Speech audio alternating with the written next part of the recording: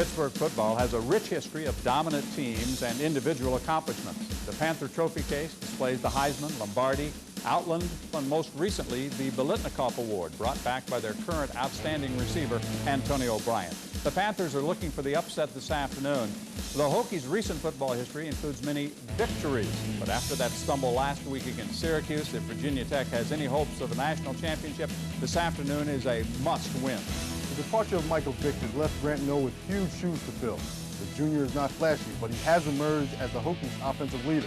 Bouncing back from last week's upset loss to Syracuse may be his greatest challenge so far this season.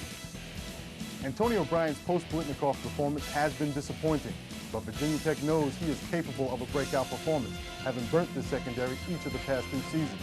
They'll need to do the same today if the Panthers are going to get their second straight Big East win. Today's game will come down to defense. In the last 2 meetings between these two, Pittsburgh has lit up Virginia Tech with over 750 yards passing. For Pittsburgh, their defense is on a roll. Last week against Temple, they sacked the Owls 9 times and held Temple to minus 36 yards rushing. Pittsburgh knows if they can shut down Virginia Tech's running game, they have a great chance. A beautiful day in downtown Pittsburgh. Over 50,000 expected for the Hokies and the Panthers. We'll be back. A special day in downtown Pittsburgh as Tony Dorsett Drive was unveiled, and there is his head coach Johnny Majors 25 years ago. This is the team that brought back a national championship to the city of Pittsburgh. In 2001, Walt Harris not worried about national championships, but what he'd like to do today is get the football in the hands of one of the best receivers in the country. Last year's Biletnikoff Award winner, Antonio Bryant. He'll be on the field for the Panthers. Football coming up from Pittsburgh after this.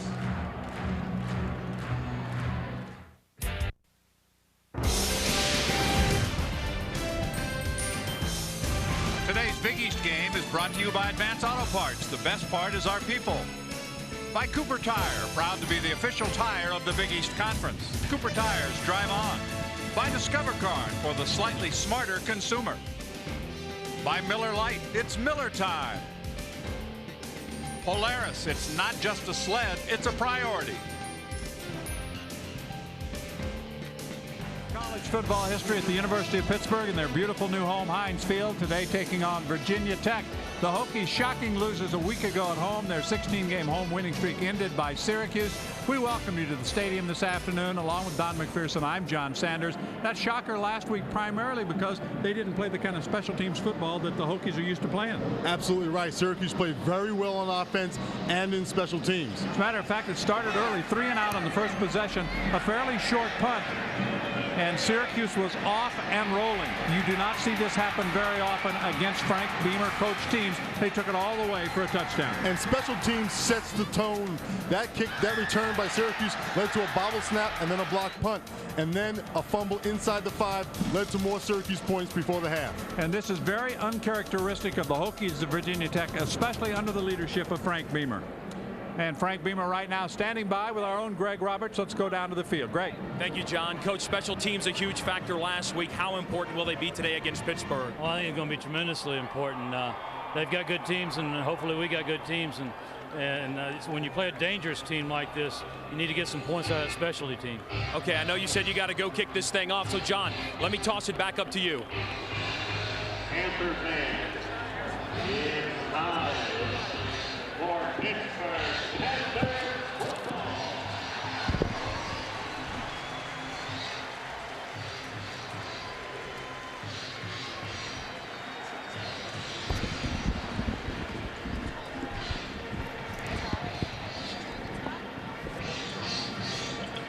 Getting ready for this Big East Conference matchup between the Hokies of Virginia Tech, who have dominated Pittsburgh. Although, Don, you look at the last couple of meetings, they've got a brand new stadium here. It'll be tough for us not to say Three Rivers, but it's a beautiful day in downtown. It's a great day for football, obviously. And you know, this Pitt Panther team is ready to come back off of that Temple win and show that it wasn't a fluke. And we're going to find out about the Hokies of Virginia Tech, how they can rebound as the Pittsburgh Panthers band leaves the field here at Heinz Field. Deep to receive will be Torrey Cox and Shante Spencer. The Hokies, John Mahler will kick off. And in their first 2 games this season on the road, how about 85-0? That's not too bad, huh? Not too bad at all. But Today is obviously going to be a big test, and Frank Beamer says this could be the toughest game for them to win so far this season. Well, they normally only lose one game a year. That was the case last year when they lost to Miami, and of course they've got that big December 1st game coming up with the Hurricanes this year. And they can't afford to look past teams like Pittsburgh. Pittsburgh is a good team that's given them some troubles in the past. Well, Greg touched on the offense. Last year it took a field goal in the closing seconds for the Hokies to escape 37-34. There were 6 lead changes in that game, 812 total yards of offense, and the Panthers, who had a lot of it through the air, will receive the opening kick, and we are underway at Heinz Field in downtown Pittsburgh. Glad to have you with us.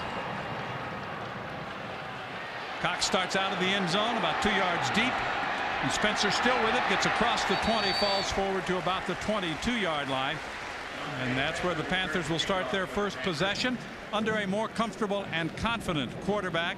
David Priestley feels better now that they are using the huddle again. They've gotten away from that no huddle offense. You see his numbers on the air.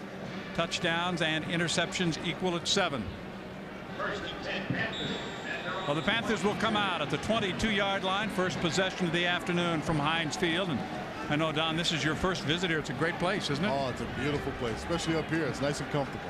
Out of the I formation. Polite and the freshman Kirkley are the running backs. It's Kirkley, a native of Virginia. He'll get about 2. The rest of the Pittsburgh offense, as Housewright makes the opening tackle. Rob Petitti is going to be a good one along that line. He's just a freshman, but he's playing very well up front for them. Backs and receivers. Kirkley, the Virginia native, a true freshman. And of course, we'll be keeping an eye on number 80, Antonio Bryant, on the Panthers' first possession.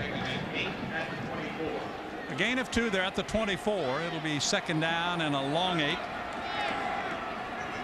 Play action. Priestley's first throw is behind the intended receiver, R.J. English, who is the leading receiver on this team. Brings up a third down. The Hokie defense, David Pugh, all Big East along with Chad Beasley. Neither one of them had a real good game last week. Yeah, and I would expect them to play very well today, along with Ben Taylor, who's a semifinalist for the Buckus Award. Well, you look at Housewright and also Larry Austin. Those are 2 guys that had their knees scoped just 2 weeks ago and came right back without missing a game.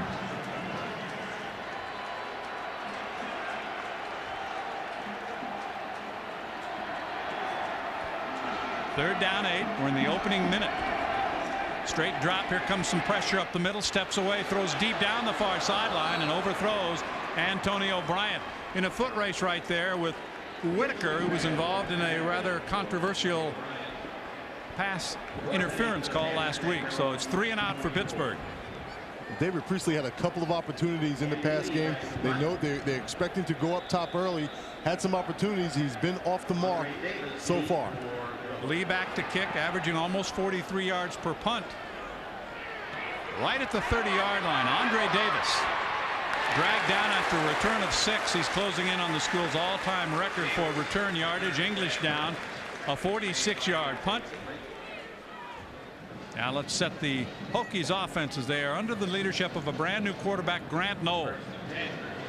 And his numbers have been very, very good so far this year. Certainly a different look from Michael Vick.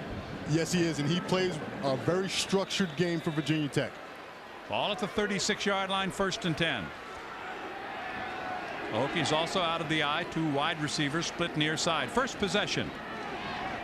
And part of their tandem at tailback is Keith Burnell replacing Lee Suggs. Let's set the rest of this offensive unit for the Hokies, and the real leader in the middle is Steve DeMasi. Yeah, he's the only guy that returns from that offensive line last year that sent the other 4 to the NFL.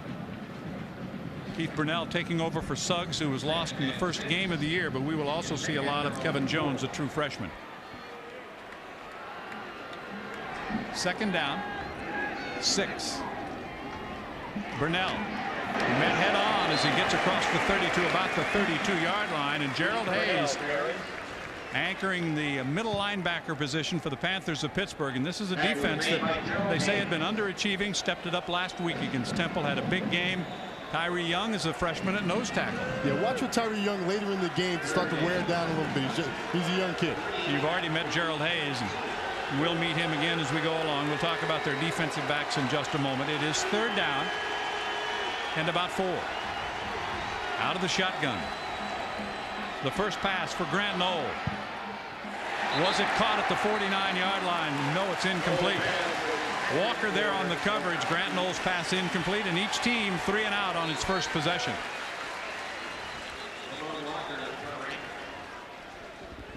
Got a player down for Virginia Tech.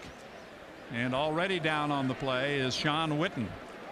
Witten, whose older brother, rather his younger brother, is much bigger than him and plays at Tennessee. This is a guy that made his first touchdown catch in his career last week in a losing cause at Syracuse, so you hate to see him go down early. He is a workaholic, they say, even though he's small. They list him at 6 feet, but he's not 6 feet tall.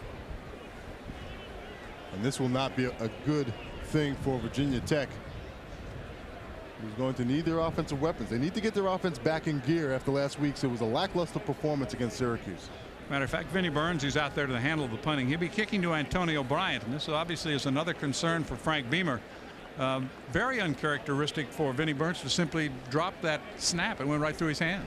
Yes, Virginia Tech has been so sound in special teams, and of course Frank Beamer spends most of his time coaching up the special teams, and they've been very sound throughout the 90s. They're one of the best teams, the best team in special teams throughout the 90s, and you rarely see those kind of mental mistakes. And Witten is still down on the near side, right in front of the Pittsburgh bench. The far side of the field is the Hokies bench, and they're working on that leg. Looks like maybe his ankle down below. Looks like his right ankle, and that's hard to see. I think he was trying to break on it and just rolled right over it. They've got that sock off. They're definitely going on down into now. It just depends whether it's a high or low ankle sprain, if that's what it is. You know, the high ankle sprain has kind of come in vogue in recent years, hasn't it? It has, and I think part of the reason for that may be the shoes that guys are wearing. They're wearing different types of shoes. Sometimes guys will wear the high top shoes and they'll get that low ankle support, but sometimes if they don't have that support up high. And it would appear now that they're going to bring the cart out to take Witten off the field. So this is not a good start for the Hokies of Virginia Tech. They're going to be 3 and out on their first offensive possession, as were the Panthers. And we heard the talk prior to the game, the defense might be one of the keys. This has got to be good news for Pittsburgh to get off to at least a square start with Virginia Tech. The problem with Tech is you got to get them early because they're very tough if they get ahead of you. Absolutely, and that's what Syracuse did. Syracuse got on top of them, and they were able to maintain that lead. And Tech is not the type of team, they're not the type of offense that is quick strike. They're going to take their time. They're going to be patient going down the field. So it's important for Pitt to get off to a quick start. And after all the years in Three Rivers, and even at Pitt Stadium, the old Pitt Stadium, which is no more, it was artificial surface, and this is natural grass. It is a heated field surface. They share the facility with the Pittsburgh Steelers, and Witten is the first casualty of the day. And you look at that, Don, you'd have to think that he's probably finished for the afternoon. Yeah, especially if he's okay and he's down there. It's just an ankle. He can't get up on an ankle, and they take him off on the cart. Not a good sign. Comes with 12:48 to play in the opening quarter. No score here in Pittsburgh. 4th and 4, Virginia Tech. So it'll be 4th down. The 12th ranked Hokies trying to rebound from their first loss of the season, ending a 16-game home winning streak last week at Lane Stadium, Worsham Field in Blacksburg.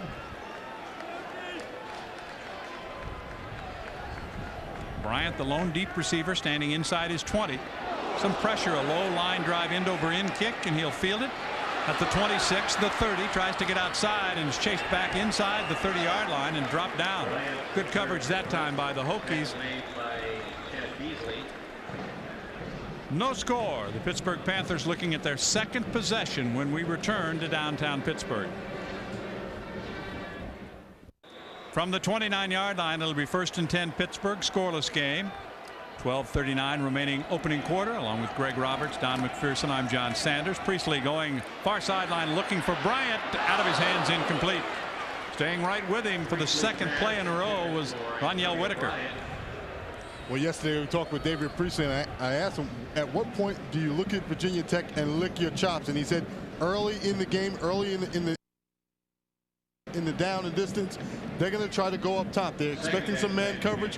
Whitaker has great coverage on Bryant. This ball is underthrown. He gets that ball out there, and Bryant has a better shot at it. It'll be 2nd down 10 for the Panthers. Still working out of the eye. Polite is the fullback. Kirkley, the freshman, is the tailback. It's Kirkley looking for some help, and he won't get it. He is wrestled down by David Pugh, and David Pugh was not in that backfield for Syracuse very much last week, but he got in there quickly today. Yeah, and I expect Pugh and Beasley to really get charged up and make a nice, strong upfield push in this ball game. They were ineffective. Left side of your screen, Pugh was just going to push right up the field. Big, strong guy, Pugh and Beasley. Both of those guys are very strong in the middle. Have that ability to get that push, get those offensive linemen's shoulders turned. And you remember how good the defense was in '99, even though Pittsburgh, led by Priestley, lit them up for a lot of yards. But they're just as quick this year as they were a couple of years ago. Inside 12 minutes remaining as Priestley runs away from some pressure, throws on the move over the middle. Flag is down. The hit is made short of the first down. The pass is complete out to about the 38-yard line. Pyle coming up to make the tackle, and let's check the penalty flag. Yeah, since eliminating that no-huddle offense, David Priestley said this Pitt offense is playing with a lot more confidence, and they're playing a little bit faster. He says he personally feels more comfortable in this because it's what he grew up with. It's what he learned when he came to the University of Pittsburgh. Exactly, especially with that West Coast offense with so many things going on. You need that time in the huddle. You need that time to talk to you guys about what's going on downfield. And the personal foul call goes against the Hokies. So the Panthers are going to get better field position and the first down as the official call is explained to Walt Harris. Walt in his 5th year. 22 and 31, and of course he, like the rest of the people in this city, had some very high hopes for this team after last year. Blow to the face on the defense. 15-yard penalty, automatic, first down. The pass completion was not good for a first down, but the penalty will give the Panthers the automatic first down. It's the first one for either team this afternoon. Frank Beamer, on the other hand, 15 years at Virginia Tech, and he knows what Walt Harris is going through as far as building a program. Absolutely right. And Walt Harris looks at Frank Beamer's program and wants to model his after what Frank Beamer has accomplished at Virginia Tech. And obviously these facilities and the facilities that they share with the Steelers, the practice facilities, are a big step in building your program. 1st and 10, the ball out at the 38-yard line.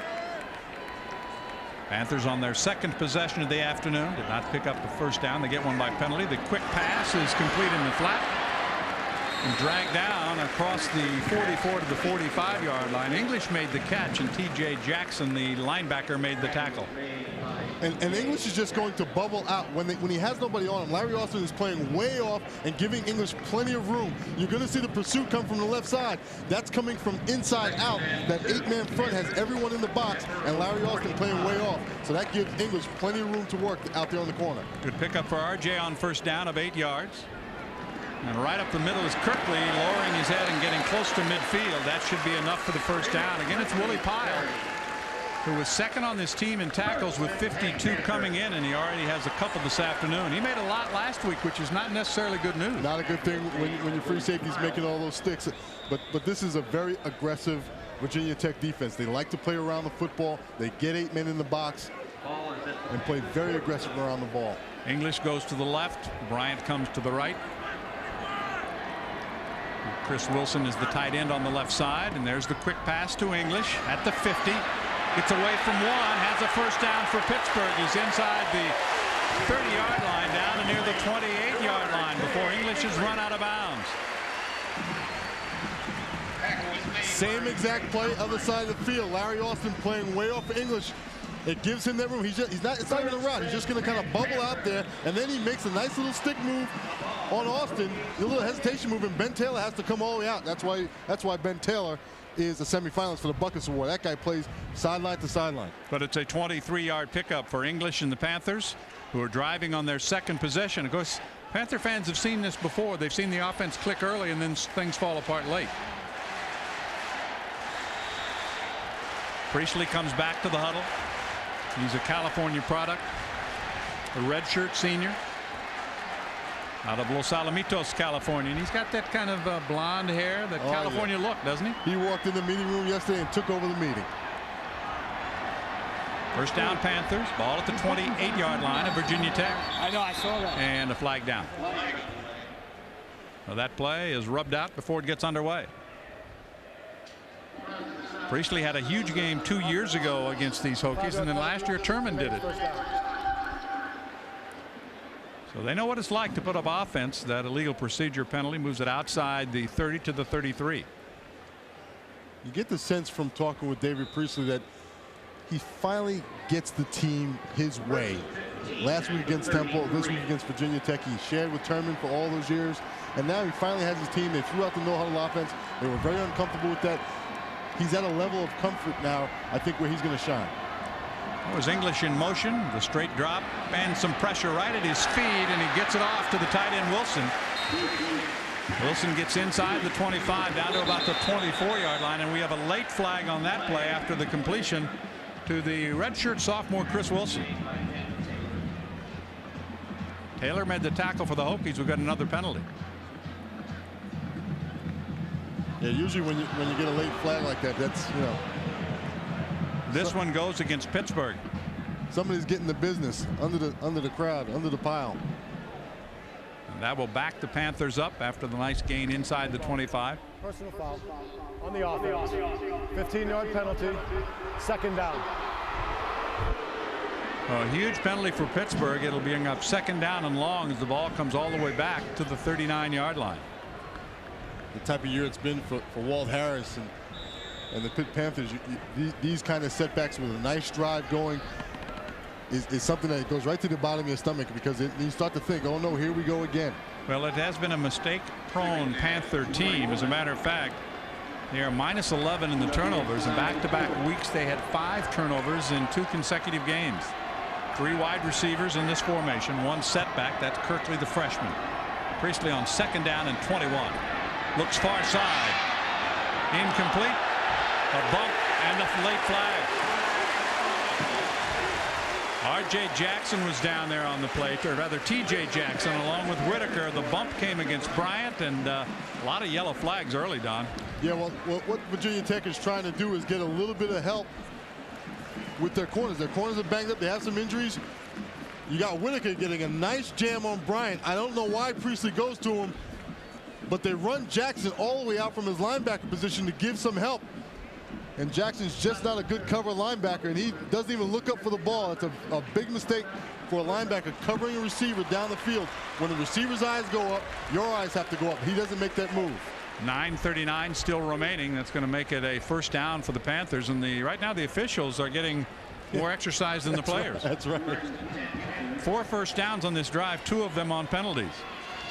It's an automatic first down at the 24-yard line.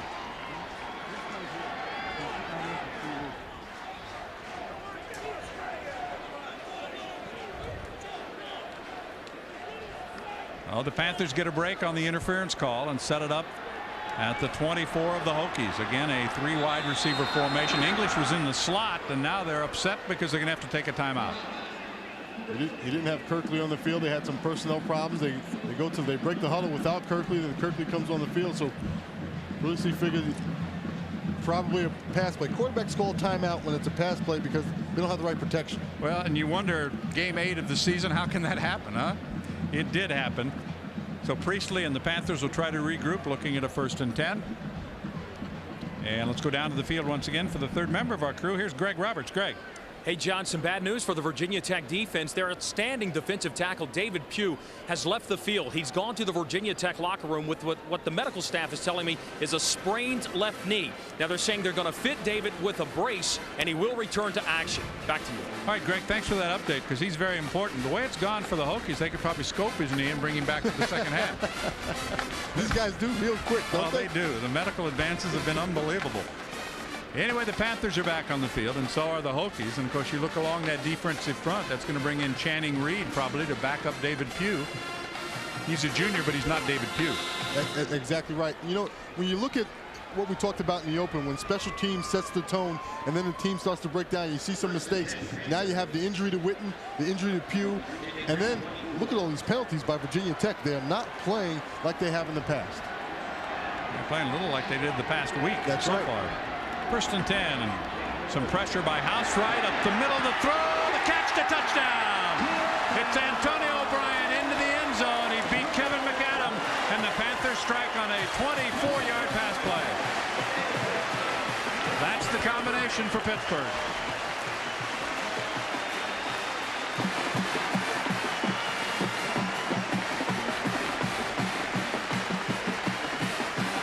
Pittsburgh planned to go deep. First and second down, that's when they know they always get the pressure.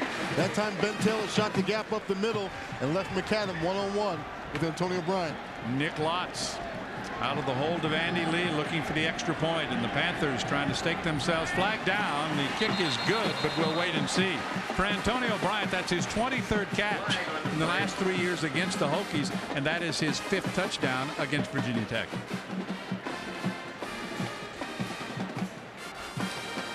Well, they'll have to kick it from 5 yards farther back, but shouldn't be a problem for Lotz, who was the special teams player of the week because he hit 4 last week in that win over Temple that really helped turn this whole atmosphere around. 5-yard penalty. Replay the try. And I tell you what, we could tell the difference when we went into the practice facility, that beautiful facility they have on the south side yesterday, what that win against Temple, even though it was Temple, what it meant to the team. Absolutely. You know what, when you get a win, like you said, doesn't matter who it is, you can breathe. You get that monkey off your back. You get the people in the media saying nice things about you. All those things just in your daily life.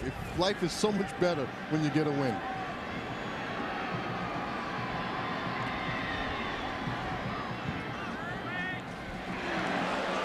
And this time the point after is good. So he does it the second time. He's made 16 out of 17. A 24-yard Priestley to Bryant scoring strike, and the Panthers have the early lead. Pittsburgh on top 7-0 over the Hokies at home. More to come from Pittsburgh.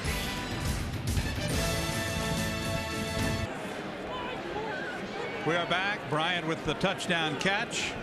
And the Panthers have taken the 7-0 lead here at Heinz Field, and they do believe, as they celebrate the 25th anniversary of their national championship team. We'll talk more about that, and so will Greg. We'll have a special halftime guest as well. I often wonder, what is it that they believe? They believe that their team can win. Okay. All right. Those are faithful people. Even if they are 2-5. That's right. Well, that's what I'm asking. What do they believe? Here's Davis, the deep man. He'll field the kick by Lotz at about his own 2. 15-20, a little room there, tries to dance outside, has some room at the 30, 35. Stutter step and spins across the 40 to near the 42-yard line before he's brought down. A 40-yard return of the opening kick. Gilliard makes the tackle on the special teams, and good field position for the Hokies. 7 plays, 71 yards, capped by the 24-yarder to Bryant. Yeah, and John, you know, when a team brings pressure, when they bring pressure up the middle, it causes mismatches on the outside. This time, McAdam, who's more like a strong safety or a linebacker, is teamed up one-on-one with Bryant. He's just not going to work. He's just not going to be able to cover him in the open field. Well, he almost got there, but Bryant made a heck of a catch, and it was a good throw by Priestley. First down 10 at the 42. Power running by Burnell up the middle of the 45. And then he is stuffed by that Pittsburgh defense led by Joe Conlon. They are missing Ryan Smith along that defensive front, but not by much, because Ryan Guzik, who was outstanding against Temple, gets the start. Yeah, they don't lose very much with Guzik in there. And this defense right now is going to have to step up and shut down this Virginia Tech running attack, because Virginia Tech is not likely to go up top. Although you saw Andre Davis on the return, they have the weapons to go up top. And they will try to go up top at some point in this game. Second down 7 from the 45-yard line out of the I formation. The play fake and the pass is caught down at the 44-yard line. The pass complete over there to Davis. Just the guy we talked about, Guzik, got out there on the play. Didn't go for the run fake inside. Was able to get it back outside on Davis, and that ball was thrown a little bit low. Didn't give Davis enough time to take a good look downfield. Actually lost a yard on the play, so it'll be 3rd down and 8. It's a big down for Pitt. Not a good start offensively so far for the Hokies. And again, Grant Knoll, the redshirt junior native of West Virginia, goes from the gun. Looks deep down the far sideline. A foot race, incomplete. No flag. It was intended for Emmett Jones, and Shante Spencer was with him, but Emmett Johnson was there as well. Yeah, this is a good no call by the official. We have a penalty in the backfield, but it's a good no call downfield. This ball was not catchable. Way over the head of Johnson, way too far inside. Well, the penalty was declined. The Panthers would rather have the football back, and they will get it. Vinnie Burns is back to kick. Antonio Bryant to receive. Well, Frank Beamer for the second week in a row starts in a hole, and we said you got to get the Hokies early, and so far Syracuse did it last week. They got 14 points in the first quarter, and the Panthers have scored first today.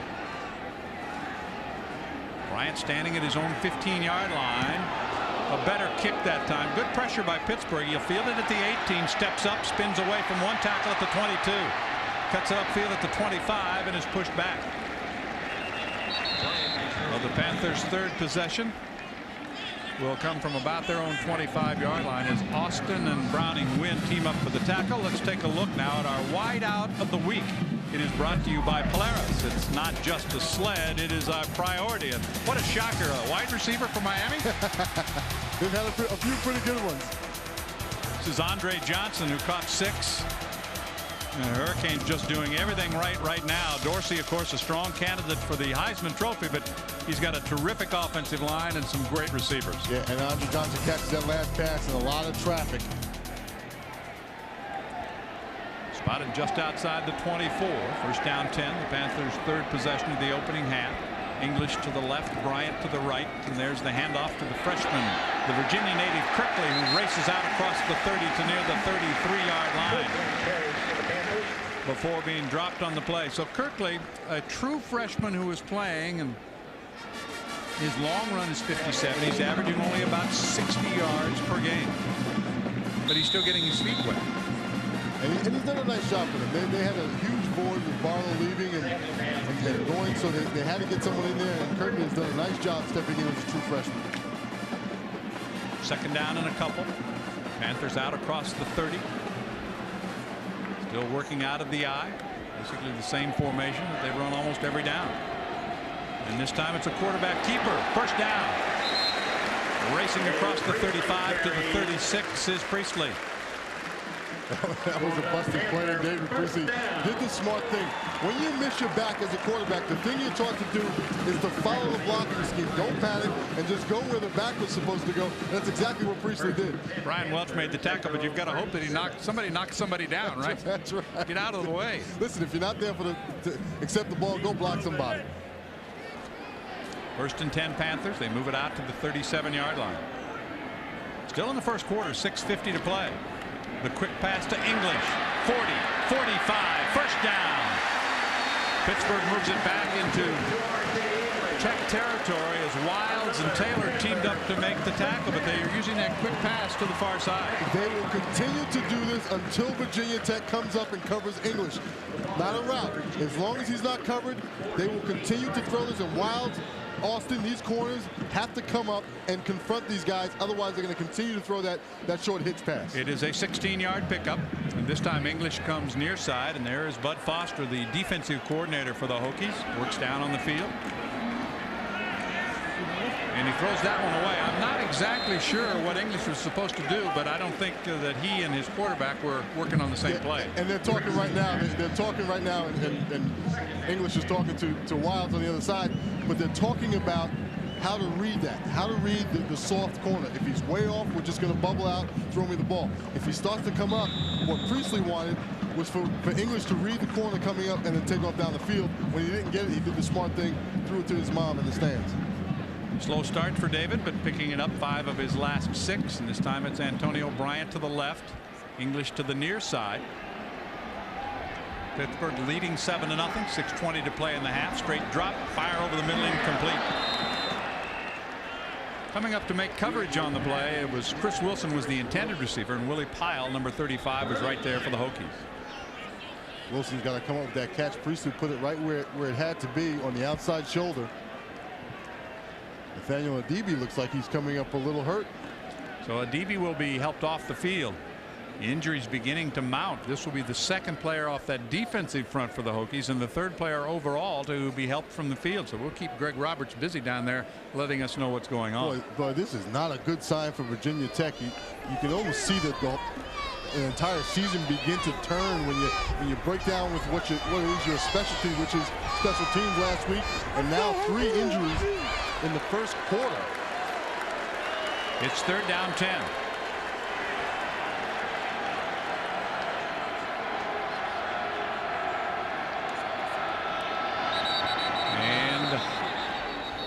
flag down on the play again. Probably a legal procedure before the Panthers can get it underway. False start. Offense. 5-yard penalty. Remains third down. It'll be third down and 15 then, as they'll back the football across midfield into Pittsburgh territory. And the Hokie fans, about 4,000, making the trip here to follow their team. That's 4 penalties against Pittsburgh. 3 of them have been for false starts. Maybe not everybody's adjusted to no huddle. That's right. Well, it does. The tempo of the game does change, and they've been practicing at a higher tempo, and these guys will get used to it as this remainder of the season goes on with the no huddle. 3 wideouts in this formation for Pittsburgh. It's third and 15. Looking long, near sideline. It's overthrown, incomplete, and there is no flag on the play. It was intended for Darcy Levy on the near side, and Wilds playing because of the absence of Eric Green, who has tonsillitis, did not make the trip for the Hokies, so they're a little thin in that secondary. They only travel with 4 corners, so they can't afford any kind of injuries. They've had a few on defense. They can't afford any injuries on the corners. Lee will kick to Andre Davis, who now needs, what, about 28 yards to set the all-time record. Lee, the 3rd-ranked punter in the Big East. He's in the top 50 in the NCAA. He gets it high. Davis fair catch, backpedals to about the 7-yard line. So the exchange of punts, good job by Pittsburgh. They win the battle of field position after a 45-yard kick. They're winning the battle of the scoreboard 7-0 back after this. 7-0 Pittsburgh. That's not the only problem for the Hokies. Here's Greg. On the Virginia Tech injury front, David Pugh has emerged from the Virginia Tech locker room. He is wearing that left knee brace.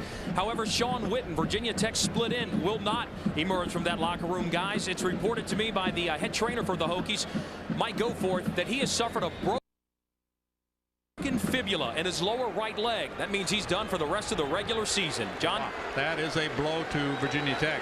Oh, what a painful injury that is. Now the new tailback is Jones. Eastlick is the fullback. So new running backs for the Hokies on this possession. This is the highly touted freshman from Philadelphia, Jones, dragged down after he picks up about a yard on a play. And right there with him was Mark Ponko. He may not be the biggest nor the fastest, but his coaches will say he's as good a football player as they've ever had at this school. And that's saying a lot. That is saying a whole bunch, especially after those guys we saw roll out. Exactly right. Prior to this game. The 76 national championship team, the silver anniversary, including Tony Dorsett, who will join us at halftime and talk about Tony Dorsett Drive right here by the stadium. 2nd down, 9.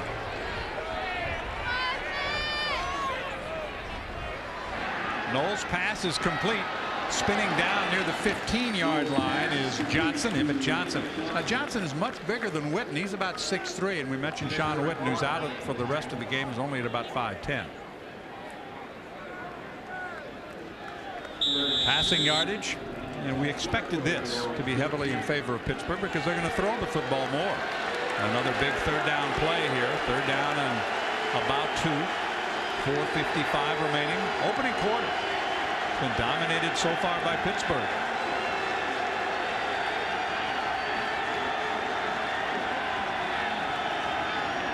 Here's Jones. No, sir. He will not get to that 1st down marker. Hit by Gerald Hayes, the middle linebacker, a native of New Jersey.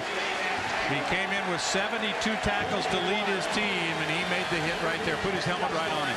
And this Pittsburgh defense has been challenged in the past few weeks, and they stepped up their game against Temple, and they continue to do so today against Virginia Tech, playing very tough in the run game inside the box. They look very, very strong. Well, Hayes with a big stop on 3rd down. It's 4th and 2, and Burns to kick. The Panthers will get good field position as Bryant backs inside the 45, fields it at the 43, looking near side, 50, puts his head down, gets across midfield down to about the 47-yard line, and that's where the Panthers will have it following Burns' 43-yard punt. A 7-0 Pittsburgh Panther lead, and here on our Big East football syndicated game, we will take you next week to Syracuse. I'm looking forward to that, Don, because your former team, the Orangemen, playing very well right now, moving up in the rankings and looking to join the elite bowl picture. Yeah, and Paul Pasqualoni has what I call uncompromised intensity, and he's just kept his team focused all year long. They have won 7 consecutive games. They're undefeated in the Big East, hold the victory over Virginia Tech from last week, and they need the week off that they got this week. The ball is at the 47-yard line of the Hokies. Not much there as they hand off to the tailback. Kirkley there defensively now. Colas makes the tackle, number 99. Pittsburgh has to feel good about what's happened. They've played most of this first half, most of this first quarter on Virginia Tech's side of the field, and that's exactly what Virginia Tech has done to so many teams over the years, is play that field position game in their favor. They're losing that field position game so far. It's Bryant to the near side, English to the far side. Saka Polite is the fullback. The tailback is the freshman Kirkley. 2nd down and 9. The throw for Bryant is knocked away, and let's see which way the flag goes. You saw Whitaker point back toward Antonio Bryant, and we'll see what the officials call. Well, Bryant looked like he may have, that old adage, you have to become a defensive player as a wideout. And it goes against the Hokies. That is their 2nd pass interference call against Antonio Bryant. Well, this is a great matchup right here. Whitaker and Bryant, 2 outstanding football players, and I think Whitaker just has outstanding position. That is a bad call by the official. He just had outstanding position on Bryant. Well, Whitaker was not happy with one of the calls last week, and you know that Frank Beamer is not happy. Yeah. And you don't see Frank Beamer lose his stack like that too often. You do not. And let's see if Frank Beamer is going to get a flag, because one goes down on the far side of the field. The pass interference call, of course, going against the Hokies. Sideline warning. In other words, Frank, you got to stay on the bench. Frank is not happy. He's got some nice sunglasses on, but he's not happy right now. And I don't blame him. That was a bad call by the official. Whitaker had outstanding coverage. Great position on Bryant. Bryant had to become a defensive back and knock the ball down. It is 1st and 10 at the 32-yard line. The Panthers leading 7-0. 3 minutes, 10 seconds to play in the opening quarter. I'm John Sanders, along with Don McPherson and Greg Roberts down on the field. And Greg, so far, has just been in charge of the injury report for the Hokies. Here's Priestley. Has time, sets, waits, throws, pass complete. Down at the 19-yard line.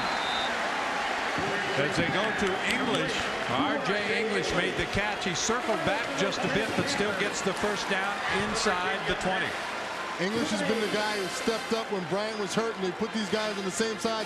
This is just a switch route. They kind of let one guy go, and then English just kind of sits down in the middle, finds an open space, and gets a lot of room there in the middle. Another key, though, of course, was that front, giving Priestley time to set up and let that develop, because it took a while, didn't it? Absolutely. The offensive line doing a great job of giving Priestley time so far. Inside the 20, it's 1st and 10 Panthers. Play action fake. Priestley looks, throws for the end zone. Out of bounds. Incomplete. McAdam and Whitaker were there defensively. Bryant was there for Pittsburgh, but it is out of bounds, incomplete.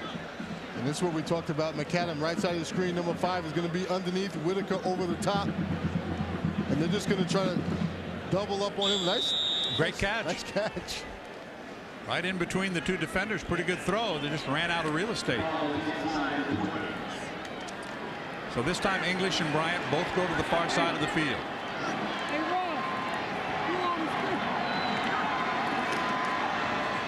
Saka Polite will get a couple as he gets down to about the 17-yard line. The one thing you can tell after watching Pittsburgh early in the year, they always looked a little disjointed and out of sync when they were in that hurry-up, no-huddle offense. They seem much more relaxed. Yeah, you know what it is? In that no-huddle offense, you don't get a chance to think or talk to each other. And I think that makes a big difference. David Priestley said in practice, the tempo in practice was very slow because that's when they were just kind of really not thinking about what they're doing, so they were questioning themselves a lot. Now, when they huddle up, everybody knows what they're doing and leave the huddle with their assignments. Furman has joined this offensive set with 2 receivers left, 2 receivers right. Priestley in some trouble, looking for help. He's got pressure and throws it away. Not much he could do there. He simply dumped that one away. Getting good pressure up in front from Colas was there. And Jim Davis. Antonio Bryant made a nice catch, but it was out of bounds on this drive. So the Panthers now will turn it over to their field goal unit. And coming off a terrific game. As a matter of fact, equaling a school record with 4 last week was Nick Lotz, who was 6 of 10 in field goals. And he's got a chance to move up. He has already tied Mark Schubert for number 8 all time, and he can move up even more. And that one is blocked, and that's what the Hokies do so well. Tech comes away with it. Racing down the near side is Austin. But from behind, he will not be caught. Whitaker's going to take it all the way into the end zone. 72 yards. Austin got the block. Whitaker got the football, and we have seen it year after year after year. That's the 9th kick that they blocked against Pittsburgh. That's more than any other opponent in the Big East. Well, that's Beamer ball at its finest. If the offense isn't getting it done, the defense is struggling a little bit. Special teams turns it up a notch and gets the game turned around a little bit. So a huge play for the Hokies, and this is how they have made their mark in college football in the last decade with these special teams. The point after now coming up. Carter Worley has been perfect in PATs, and he remains so. 7-7 ball game. No matter how much you work against it, it seems to happen over and over again. Yeah, and they got a good surge up the middle and off the left side. And this Virginia Tech team has been so good. And you got Austin coming in, but you got a little bit Austin McAdam. And that's the thing about Virginia Tech. They play their starters on special teams. And that might have been Cobb, the defensive end, number 28, who was able to get in there and get a hand on it. And wound up in the right guy's hands, though, because Whitaker was off to the races. Nobody was going to catch him. 72 yards later, it's a touchdown. And the Hokies have tied the ball game up. So update Beamer ball for you, and Frank Beamer is specialized in this. Special teams, 25 touchdowns and 69 TDs total. More than a lot of teams' offenses can claim over the last few years. Well, that's the change for Beamer from last week. His offense so far has been struggling, but the special teams get on the board. Yeah, and special teams is all about attitude. You see all these starters, Whitaker, you know, they only have 4 corners, and yet they have Whitaker and Austin. They have these guys playing on special teams. It's all about attitude, and Frank Beamer instills that in this ball club and lets them know, hey, listen, if the offense isn't getting it done, we can score other ways. Mollerup will be kicking off to Spencer on the right and Torrey Cox on the left. Torrey Cox, a defensive back, a roommate of Antonio Bryant, although Antonio said yesterday, I don't cut him any slack in practice. Fields it right at the goal line. 10, 15, will not get to the 20. As he is wrestled down. One out of town score for you. It is Miami on top of Temple. Game just moving into the second quarter, being played, I would assume, under some rather rainy, stormy conditions down there in the Orange Bowl. A hurricane off the coast. The Hurricane Michelle, this one? Yes, I think it is. That's why I'm glad to be here with you this week. All the way up to the M's already. Well, it's still hurricane season, even though it is November. Kirkley and Polite are the running backs behind Priestley, and sensing movement, and a flag goes down, and charging off was a DB, and it is going to be the 4th 5-yard penalty, remains first down. of those calls against Pittsburgh. What's happening there? Well, it could be the rhythm of the cadence. It's a little bit different when you're in the shotgun and the no huddle. The rhythm of the cadence is a little different than when you're actually breaking the huddle, going to the line of scrimmage. So that rhythm may be throwing off their offensive line. 4th false start, 5 penalties so far against the Panthers. This is 1st and 15 from the 13, so it's Pittsburgh in a hole, and that defense beginning to pick it up for the Hokies. Here comes Kirkley. No gain. He tried to high step his way, and Ben Taylor, number 40, was right there along with McAdam. We saw Ben Taylor earlier in the pass game covering downfield and talked about how this kid plays sideline to sideline. Ben Taylor just has the ability and the speed and the power to force plays back inside. That time he got upfield and forced the play back into McAdam. Well, this time it'll be Slade and English to the left, Bryant to the right. 3 wideouts in this formation on 2nd down, and 15 for Pittsburgh. That's English, the motion man. Priestley throws to him, makes the catch at the 30, gets away from the first tackler, 35, first down at the 40-yard line. Boy, playing with control. You saw it there from English. Finally, it's Pyle who makes the tackle.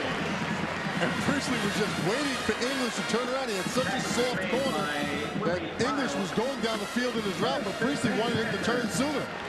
A 27-yard Panther pickup out to the 40, 1st and 10.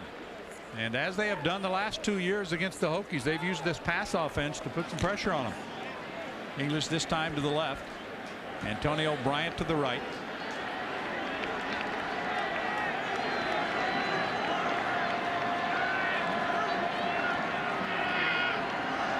Looking for English.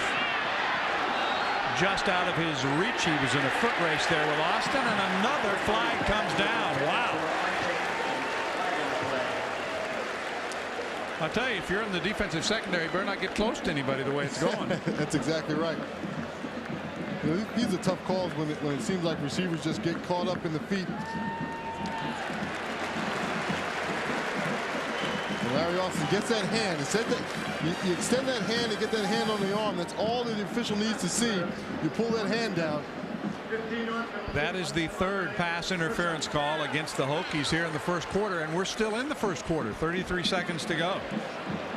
I can't imagine either coach is happy with the way their teams have played so far. Well, the first quarter itself is over 45 minutes long. That's the way it's been. Of course, we've had the injuries to the Hokies. It's a first down for the Panthers. They are back in Virginia Tech territory at the 45. The other thing that is happening to Frank that usually doesn't happen is the other guy's got the football more than you do. That's right. He's not looking happy on the sideline. But the second quarter they have dominated. They've given up only 3 points the entire season. Bryant makes the catch. Trying to fight for a first down. He's wrestled down by D'Angelo Hall, who was there along with Willie Pyle. We're in beautiful brand new Heinz Field in downtown Pittsburgh, Pennsylvania on this 1st November Saturday. A matchup of Virginia Tech and Pittsburgh. I'm John Sanders along with Don McPherson and Greg Roberts, who's taken over as the injury reporter so far today. And it's not been good for Frank Beamer and the Hokies. Yeah, the only crew that's been busier than the Virginia Tech trainers are the officials. That's right. They're going to measure for the first down. Bryant was fighting to pick up that first down. He had a touchdown catch earlier in the ball game, a 24-yard play, and it is a first down. The Hokie touchdown coming up on the 72-yard return of a blocked field goal attempt. So Priestley goes back, gets a chance to visit with his coaches. J.D. Brookhart is the offensive coordinator for the Panthers.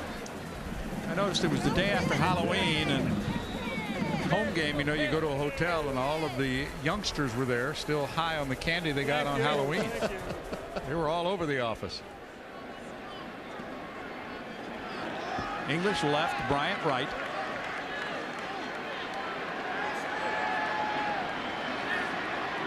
We're in the final 5 seconds first quarter. The Panthers, there's movement again. Lifting up on the right side for Pittsburgh that time was Morgan. Matt Morgan lifted up.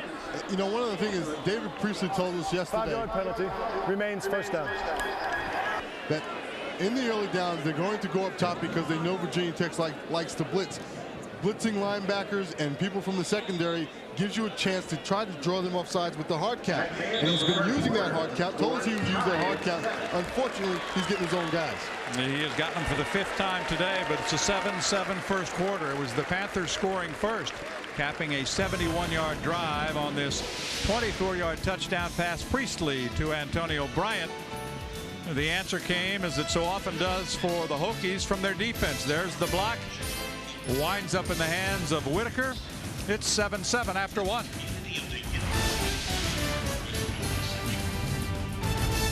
Downtown Pittsburgh, Pennsylvania. At the point. Brand new Heinz Field, 7-7 ball game. And the Panthers in that first quarter, Don, had the football almost twice as much as the Hokies. And again, when Virginia Tech doesn't have a quick strike offense, that's a problem. Priestley 8 of 16 throwing the football. Play action, looking, setting, looking, throwing down the middle for English. And it's incomplete and almost picked off by Pyle, who was playing deep safety. Larry Austin on the coverage, but Pyle was the closest to that one. They ran that switch route again with Priestley and Bryant.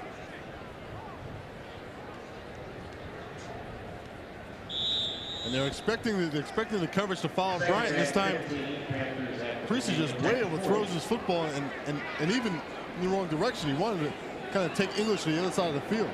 It'll be 2nd down and 15 from the 40. They need to get to the 35 to keep the drive alive. This drive has covered 42 yards so far. 7-7 ball game. Second quarter just underway on a delay and a hit. Slamming into him was Ben Taylor. Kirkley carried the ball, but Taylor was right there. Got some help inside from Chad Beasley. Let's look, Don, at those first quarter stats. We mentioned that time of possession.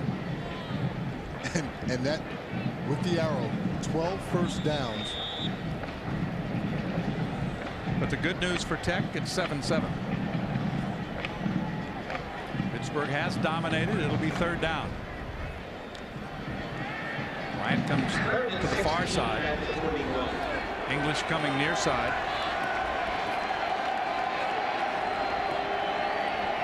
Along with Slade in this 3 wide receiver formation. Priestley's going to run. 35, steps out of bounds as he gets inside the 35-yard line. He'll be well short of a first down. Chased down by Taylor and Davis. And Pittsburgh is going to have to get their run game going. It's going to help their play action game. Right now, Virginia Tech is starting to lay back a little bit on their pass game, sit on their routes a little bit. They need to get their run game going to get those linebackers. See, they're using it. Virginia Tech's using their linebackers in coverage and trying to get those guys to help their corners out. So they need to get that run game going to suck those linebackers back into the middle, back into the box. And they're going to punt it. It was interesting to note that Walt Harris said the one reason they went to the no huddle. And you can see the game clock is winding down. They're going to get it off. High. Looks like it's headed for the end zone. And it is. One reason they went to the no huddle was to help their run game. It didn't turn out that way. We have a timeout with 13:58 remaining first half. The Hokies and the Panthers tied up at 7 in Pittsburgh. Stay with us. Back after this. It is a 7-7 ball game. The Pittsburgh punt went into the end zone, but after the play was over, a penalty on Pittsburgh for unsportsmanlike conduct brings it back out to the 35-yard line. And a rocky start so far for this Hokie offense. Yeah, they seem like they just haven't gotten any kind of rhythm going. I think the injury to Witten kind of shook this team up a little bit. And they need to get the rhythm going, and obviously they need to get their hallmark. They need to get the run game going. Ferguson the fullback, Burnell is the tailback. The 2 wide receivers are split far side. They have not really gotten Davis involved in this offense so far. Burnell will get 2, maybe 3 yards. He gets across the 35 to near the 37 before he's brought down. You see Ponko sticking his head in there along with Claude Harriet, one of the defensive tackles. Take a good look at what's going on between the tackles, and you see a lot of Virginia Tech guys standing up tall. You don't see them driving out. You don't see those helmets down and driving off the football. You see them kind of raising up. Not sure what the blocking scheme was, but these guys have to start to explode off the football and start to move Pitt. Give a lot of credit to the Pittsburgh defense. They played very tough between the tackles. 2nd down and 7. Ball near the 38-yard line, out of the shotgun. Knoll waits, now runs away from the pressure, hit and throws incomplete. The ball fell harmlessly at the 40-yard line as Gerald Hayes, number 51, the middle linebacker, coming up to apply the pressure. Gerald Hayes has played outstanding so far in this football game. He's been all over the field, and Knoll is looking and looking and looking. That's a coverage sack. Things were going on down the field that didn't give Knoll any place to go with the football. Hokies will stay in the shotgun formation. They are 0 for 3 on 3rd down. This is 3rd and 7. 7-7 ball game early on here in the second quarter. Down the middle, intended for Davis, incomplete.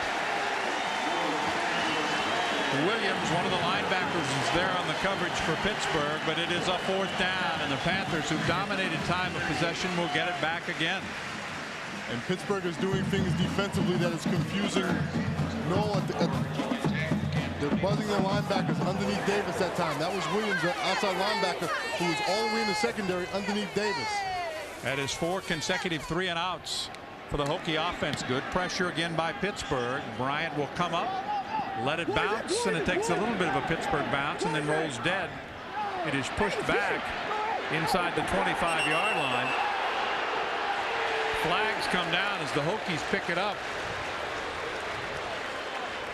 and take it into the end zone. Austin and wound up with the football, but let's wait and see what the call is. Yeah, that's going to be a penalty against D'Angelo Hall, who threw Bryant down to the ground. Bryant was away from the play. Well, this crew should know each other very well. Many conversations as they've had so far. They have been busy. They're making dinner plans already.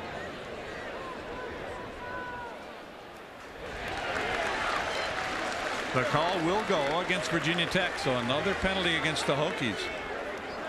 And this is a freshman mistake by Hall. He's got to get away from the play. The ball was touched by Virginia Tech. And that's Hall there to the top right of your screen. And Ben Taylor tried to Ben Taylor tried to hit Bryant with the ball. So Frank Beamer talking to D'Angelo Hall, who's been playing the last 4 or 5 weeks with a broken hand. It is the 5th penalty called against the Hokies, Don, and they've all been 15-yard penalties. And they've been a lot of mental errors. This is a mental error on the part of D'Angelo Hall. He has to understand that he's got to get away, follow the ball in special teams, follow the ball, stay away from the guys who don't have the ball. Now Eugene Sterator is earning his money. Unnecessary roughness on the kicking team. He is our referee. 15-yard penalty from the end of the kick. First down. So a 15-yard penalty will help out the Panthers with their field position. And I think Frank wants a further explanation. He's not going to get it. What a disruptive start if you're Virginia Tech after the disappointment of last week, and nothing is going right so far today. They really haven't gotten back into the old Virginia Tech style of football, and Frank is looking for an explanation. I think he's getting a little frustrated with the calls, but he has to say his team is not playing disciplined football, and that's what Frank Beamer teams have been known to play, is disciplined football.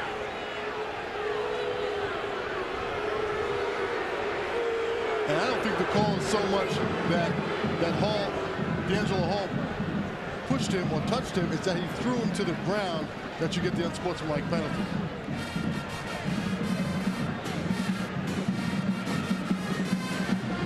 Well, the conversations continue on the far side of the field and in the center of the field between the officials on this crew. And they are being tested early on. And we saw what happened when we saw the replay. He simply picked him up, watch him chase him down, spin him, and throw him to the ground. That was the call.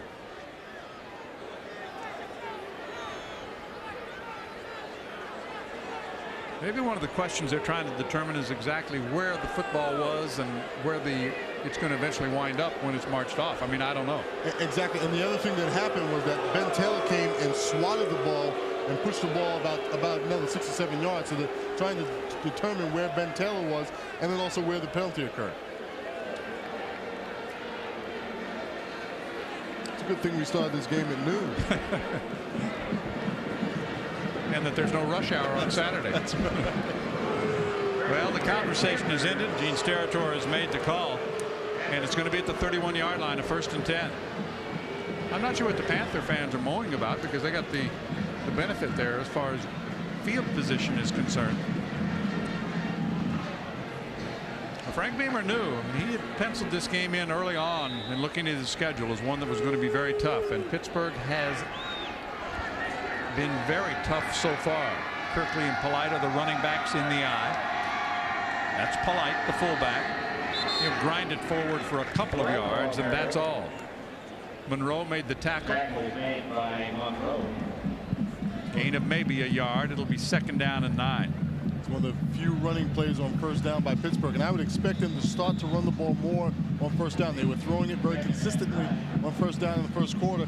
They'll start to run the ball down and try to bring those linebackers back inside, soften up the coverage, bring the linebackers back into the box. 3rd game in a row now that the Panthers have gone with a huddle with their offensive unit, which Priestley has made no bones about. He likes it a lot better. He said, I like to look them in the eye, talk to them personally. Sets, looks, throws, pass complete. Bryant has it to 40. He'll wind up at about the 43-yard line. It was Taylor and Whitaker the first there for the Hokies. It is a first down for Pittsburgh. So far, Bryant is winning the battle against Whitaker. Makes a nice stem move to the outside. Gets Whitaker turned around. That first contact, they say, always wins for a wideout. Made a nice move on Whitaker, got him turned around, and then made his move to the inside. Well, the one thing that you'll see Antonio Bryant try to do every time he catches it, he likes to maybe release a step and try to look to make more yards. Sometimes it works, sometimes it doesn't. It's a first down here after a 10-yard pickup. There's that quick pass in the flat. English. He's got about 8 yards. He gets inside the 50-yard line. Wilds made the tackle defensively. Priestley and English very good in teaming up in that pass in the flat so far today. They are doing a good job of keeping these corners active. Remember that they only dressed, Virginia Tech only brought 4 corners with them, so Pittsburgh is challenging these guys early on in the ball game. It's going to take its toll in the second half. Ball nudging inside the 50, second down and about 2. 7-7 ball game, but the Panthers have controlled time of possession so far today. Kirkley will head down looking for a first down. I don't know if he's going to come up just a little bit short. We'll see exactly where they mark it.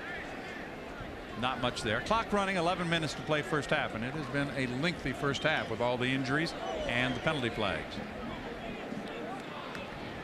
And we'll have more delay as they decide to measure.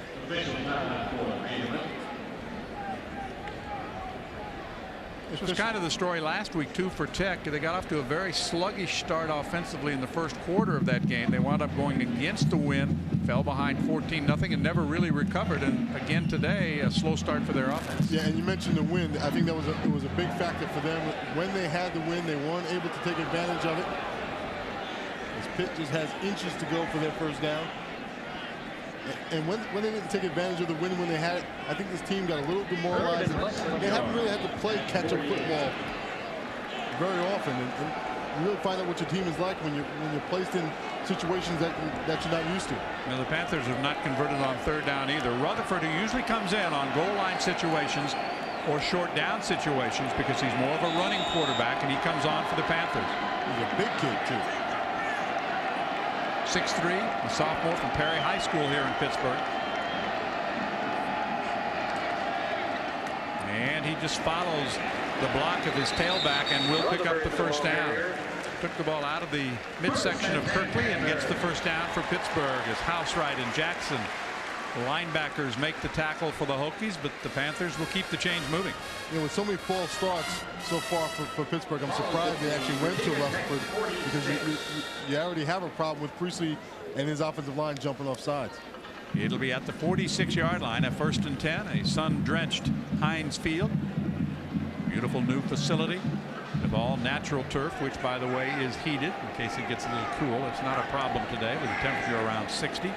Priestley, play action, fires, and it's caught inside the 35 to the 33-yard line, and he rifled that football in there to Antonio Bryant. Whitaker and Housewright there, but he gunned it to him that time. That was an outstanding play by David Priestley, hanging in the pocket. You look at this battle that's going on all day. These guys are battling on the corner. I love it. And that ball was perfectly thrown that enabled Bryant to just roll right over the ball and protect the football. 13-yard pickup. It goes down to the 33-yard line. Well, look at those numbers, including today in his career against Tech. He has just been a real pain for the Hokies. You wonder why Frank Beamer was nervous about this ball game. No, maybe you don't wonder. Exactly. 1st and 10. Priestley again looks long for English.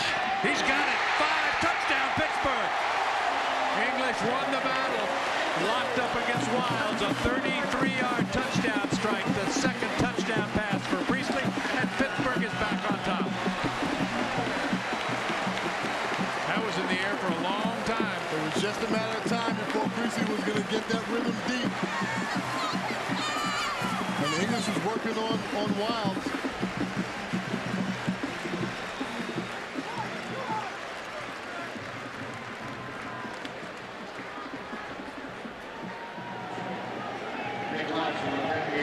Nick Lott's on to kick.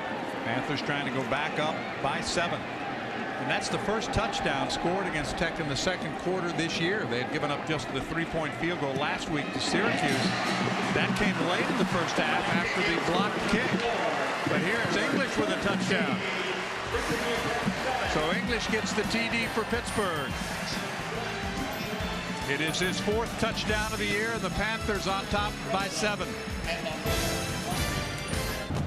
Panthers leading 14-7, 9:48 to play. We're still in the first half. Richard Johnson will be deep. Number 12 is the 4th touchdown catch of the year for English. This is the guy that years ago was a walk-on. Earned his scholarship. The Panthers go 69 yards in 3 minutes and 8 seconds to regain the lead. Lots with the kick. Fielded at the 8-yard line. 15-20. Spins away and down at the 21-yard line. Oh, Hayes on the special teams. Let's go back, Don, and look at the touchdown pass. You know, John, David Priestley throws a nice football, and he's been very patient in the pocket. He's taking the shots deep. He releases his ball on time. You see, just as soon as he got his shoulders around, he released the football. That gave English plenty of time to get position on Wilds and get separation and make the catch. And that little touch right at the end was enough to free him to make the catch. And exactly. And when Wilds' head went up, it was too late. It's Jones now at tailback for the Hokies. Ferguson still the fullback. Virginia Tech down a touchdown. Knoll looks, throws to the left side. The catch is made at the 30-yard line. It's Davis who made the catch, and Cox made the hit. Pickup of 9 on the play. That's a little change up for Virginia Tech to throw the ball on first down. I like those routes early in the ball game. You have the receiver coming back to him. The quarterback can see the numbers. Those are confident builders type passes. And I think Virginia Tech needs to get to more of those types of plays right now. Second and short yardage from the 30. The Hokies with it down by 7. Knoll rolls, throws. The catch is made out of the backfield by the fullback Ferguson. He's wrestled down as he gets across the first down marker and picks up a first down. Just the second of the first half for Virginia Tech. You know, we did a lot of talking about Ben Taylor and how he plays sideline to sideline, but Gerald Hayes has been outstanding for Pittsburgh so far, coming from the middle position and making a tackle on Ferguson in the open field, who's very tough to bring down. And he got some help that time from Ramon Walker. Now, we haven't called number 25 too many times so far, but we will, I guarantee you that. An outstanding free safety for Pittsburgh. Knoll changes the play. First and 10, 35. Jones hit after a gain of about 1, and he is being wrestled down by the center of that defense, led by Tyree Young. And let's check in once again with Greg. Well, John, the Pittsburgh defense is really playing some inspired ball, and defensive coordinator Paul Rhodes may have started it a couple weeks ago. He gave every member of his defense a hard hat. This hard hat, number 48, belongs to Lewis Moore, the linebacker. He said, guys, let's get back to what we're all about. Hard work. Let's punch the clock. Let's do a good job. And it looks like it's working. So far, you're right, Greg. As a matter of fact, the coaches wore those hard hats as well. That's right. They wear them out to practice. The whole field was under construction. Grant Knoll throws on the move, almost intercepted. Spencer almost got there. It was intended for Pittsburgh native Bob Slokowski, number 87, the tight end. It was knocked away. Knoll has to be a little careful not to force things. Got a little pressure. Nice move stepping up in the pocket. He's got to be very careful with the football. They can't afford a turnover. And Spencer, the little corner, battling the big tight end out there in the perimeter. Those tight ends might win between the tackles, but they have a tough go at it out there in the perimeter. Tech is yet to convert on third down. 3rd and 9, and this crowd of 50,000 really beginning to get in. Here comes the blitz from Walker. He got him. Ramon Walker.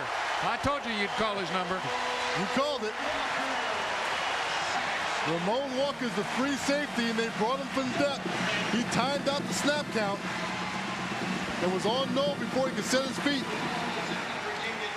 Another punting situation for the Hokies. have not really been able to sustain a drive, and Vinnie Burns is going to get overtime pay. Antonio Bryant at his own 30. Should be good field position. The left footer gets a nice kick away. Bryant comes up and takes a hit at the 39-yard line, and there are yellow flags everywhere. Now the emotional Antonio Bryant was hit by D'Angelo Hall, the emotional D'Angelo Hall, and we mix it up a little bit.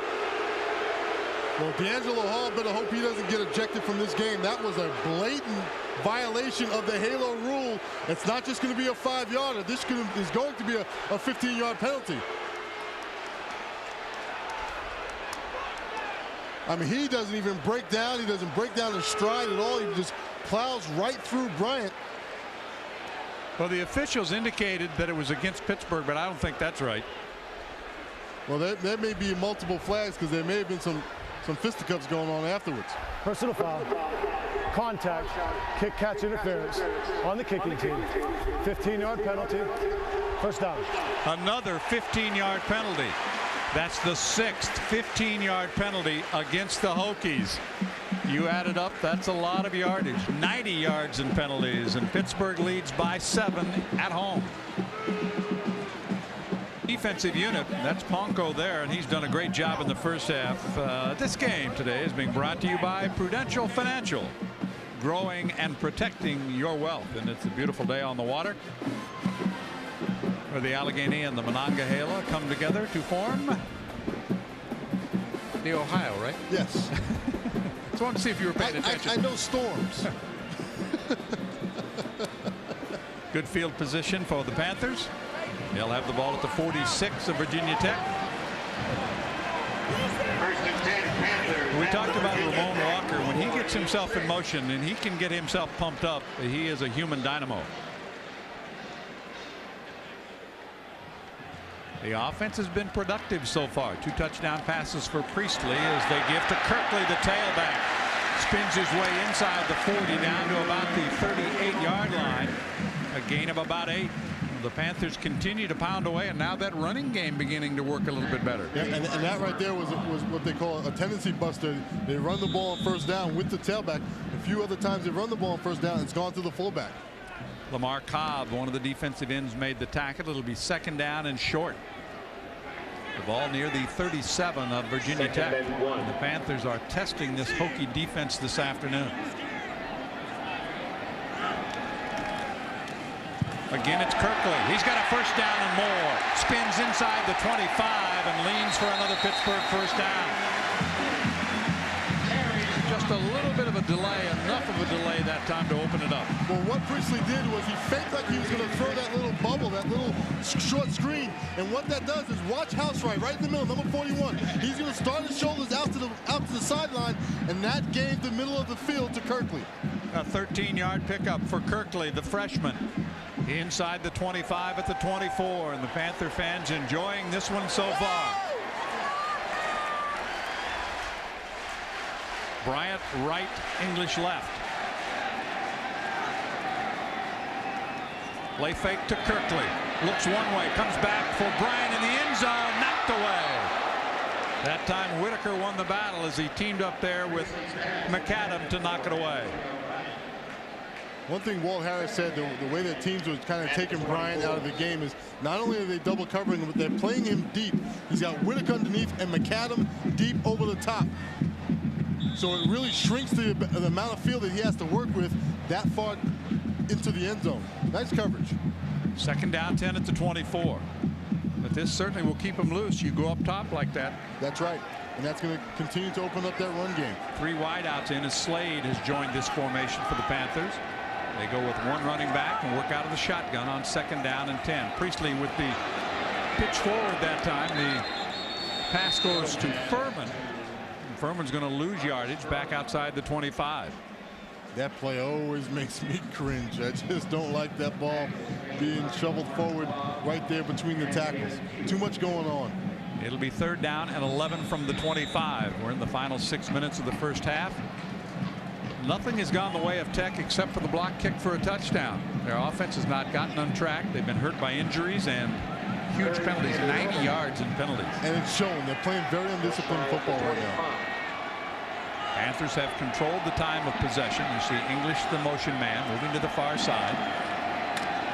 Priestley steps up, throws, the pass is caught at the 15-yard line, trying to fight away from some traffic down there, pick up extra yardage, but the Panthers with a good gain on first down, and that's Lamar Slade. Wilds made the tackle, but the junior from Yorktown, Virginia.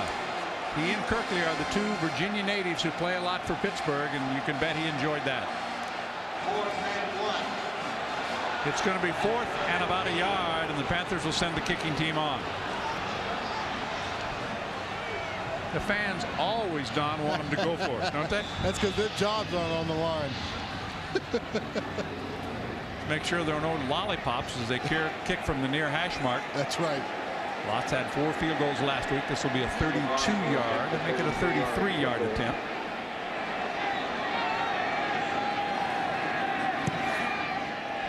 The kick is up, and the kick is good. So Lotz, who is a native of Ohio, adds to the Panther lead. They're up by 10 thanks to the 33-yard field goal, 17-7 Pittsburgh. Lotz with the field goal, adding to the Pittsburgh lead. The Panthers held the football for almost 3 minutes, went 31 yards, had good field position, and Lotz will be kicking off. Andre Davis will be deep for the Hokies, who really need some kind of spark, Don. They do. They need something positive to happen. The only thing positive that happened in the special teams, they need to get it done with their offense.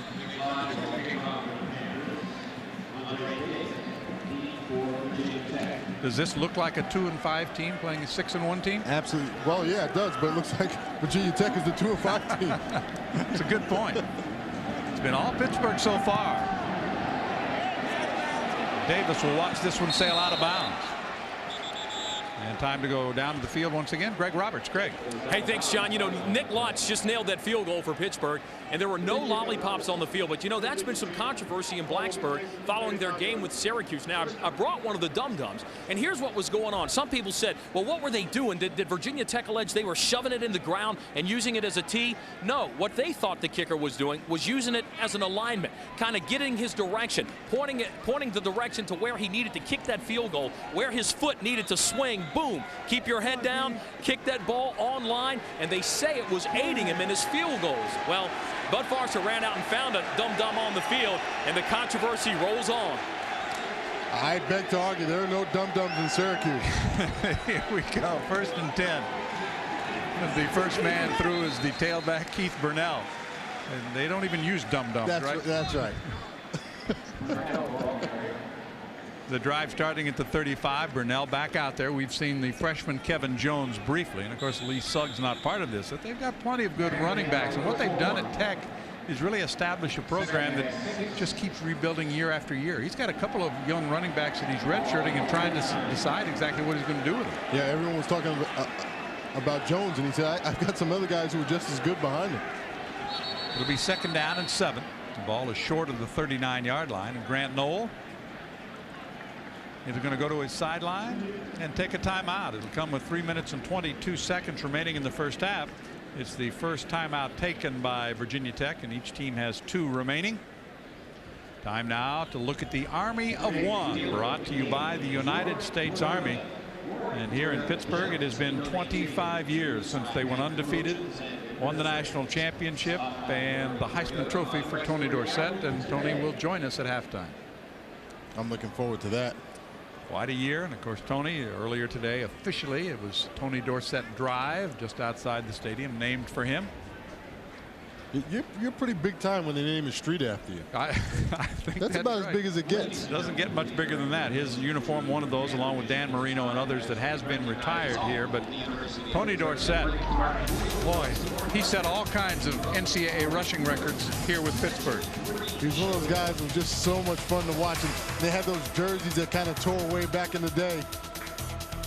But he was one of those guys. We looked at some running backs around the Big East. He's the guy that has the power and the speed to take it once he got into the secondary, to take it the distance. A Pittsburgh native, one of those honored today as they celebrate the 25th anniversary of that national championship. Here's a reverse to Davis. He has room. closing down on him. He spins and fights his way for a couple of extra yards. Good quick reaction. Torrey Cox, number 5, got there. It looked like it was set up, but the Panthers closed down quickly. They certainly did, and Torrey Cox stayed home, and the pursuit was able to catch up. Pittsburgh is playing very fast on defense. The Pittsburgh defense has allowed just 29 yards so far, and of course with those sacks and in college football that counts against your rushing yardage. That's the reason you come up with a -36. Both wide receivers to the bottom of the screen. Tech is 0 for 5 on 3rd down. It is Parham out there with Davis. There's pressure. The hit. The ball is loose. Pittsburgh has it. Can they recover it? Tried to pick it up instead of fall on it. And let's see if the Panthers did get it. They do. It's Ponko on the football, but it was Guzik who got there first. Noel had only one place to go. He was looking right all the way. He only had 2 receivers out in the pattern. Guzik makes a nice move on Wynn, the tight end. The football was loose, and Moore tried to pick it up. That was almost costly. He tries to pick it up, but the Panthers do get it back. And you see Ponko right at the ball. He's not going to let anybody take that football from him. The first rule is fall on that football. Don't try to pick it up. Well, of course, Guzik ran one back 80 yards last week, so they're getting a little greedy along that defensive line. A big break for the Panthers. They have it at the 31. 1st and 10. Just over 2.5 minutes remaining first half, and the Panthers are shocking the Hokies by 10. Hokies showing blitz.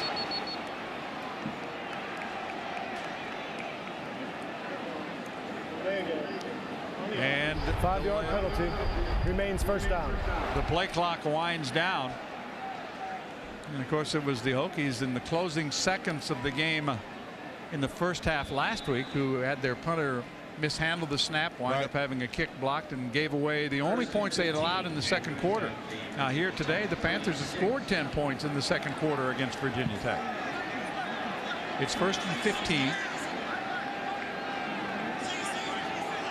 Ball comes back to the 36. The Panthers have had the field position, time of possession, and the passing arm of Priestley looks long. Touchdown.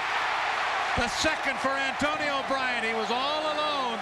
Got behind Wilds, and the Panthers through the air strike again. Wow. Unbelievable. And they love it at Heinz Field.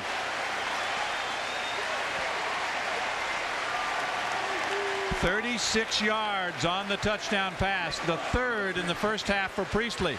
We mentioned the huge game he had 2 years ago against Tech. Turman did it last year. He was licking his chops yesterday. I said, when do you lick your chops? And he said, there are a lot of opportunities against Virginia Tech's defense.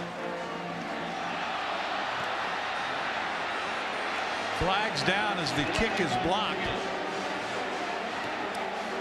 We have penalty flags everywhere. And finally the scrum goes down at the 2-yard line.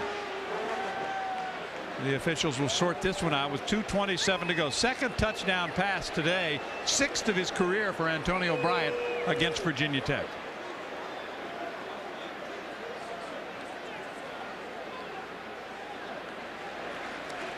This is something you just don't see from Virginia Tech. Them fall apart like this, especially on special teams. Ben Taylor, number 4, is going to try to jump over the line before the snap of the football. Well, he was holding the ball. He was the holder. He was almost able to get it right off the ground. It's 23-7. Priestley with his 3rd first half touchdown pass. And I don't think anyone expected this. Absolutely not.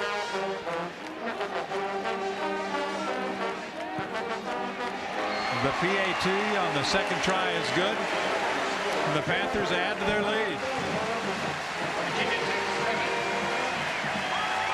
Penalties certainly help to set the Panthers up in good field position, and they take advantage, striking up top down the middle to Antonio Bryant. His 5th catch. He has almost 100 yards already. He's averaging 19 yards per catch and gets his 2nd touchdown. And Bryant's in the middle there. Just a little stutter move on Pyle, who's playing him inside out with Wilds on the outside, and he just splits him. They're able to get some mismatches in the secondary when they bring Bryant into the slot. Now the quandary here for Tech, granted you've still got 2.5 minutes before halftime, but they have not been in this position before. They have given up here in the second half. They've given up 17 points, and when we do get to halftime, we are going to have something special on our Discover halftime report.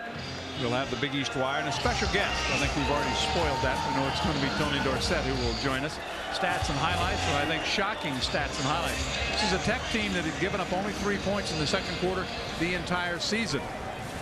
Yeah, this is a point in the game where I know that the head coach, Frank Beamer's got to be thinking, you know, I just want to get my guys in the locker room, settle them down, and figure out where we go from here. They still have almost 2.5 minutes left in this half. They've got to get something done. They've got to get some continuity. Priestley already has 240 yards passing in this game, and there's Johnson with some room at the 20. Leans forward across the 20 to the 21-yard line, and that's where the Hokies will set up what could be their final possession of the opening half. Gilliard down on the special teams for Pittsburgh. Oh, it'll be spotted at the 21. It'll be first down and 10. Johnson comes off. And the Hokies are not a team that's going to electrify you with big plays coming from behind. That's right. It's just not in their game plan. They have the players who can do it. Davis can take it the distance, but it's not in their game plan.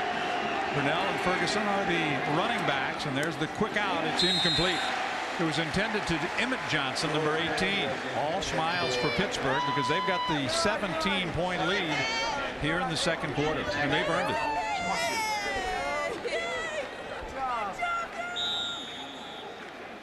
That time Young, the nose guard, got a nice hit on Noel after the throw. Clean shot. They're getting in Noel's face, and he's been inaccurate so far with the football. Second down 10 from the 20. Noel dumps it off. Burnell for about 4 as he gets to the 24. Finishing off the tackle is Mark Ponko, number 14. And the Hokies are hurrying now with 2 minutes left in the half.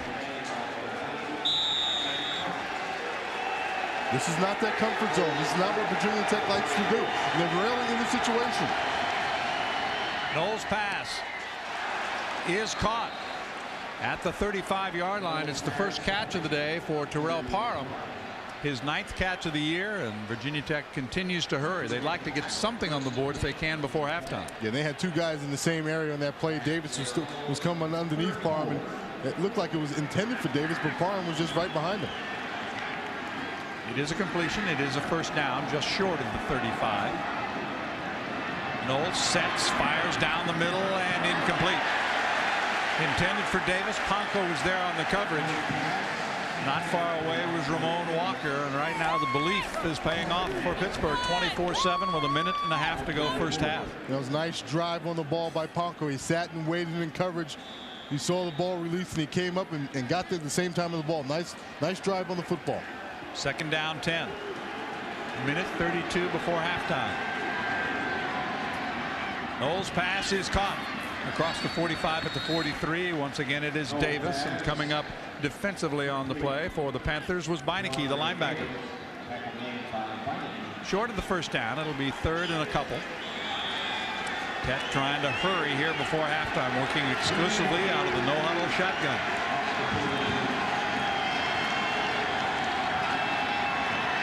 Pressure from the outside, and the pass is caught. Davis with it.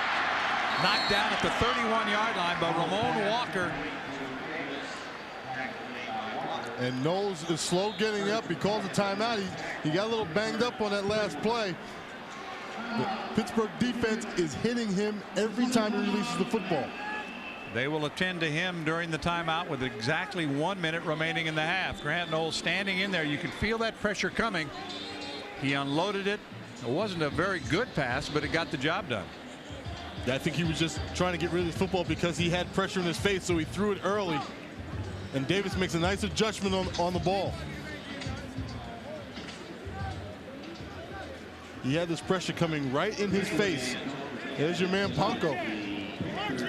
The other thing you saw on that play, when Ramon Walker gets you around the legs, you're not going anywhere. That's right. 6 plays on this drive. They've covered 48 yards so far. They are trying desperately to make something happen before halftime.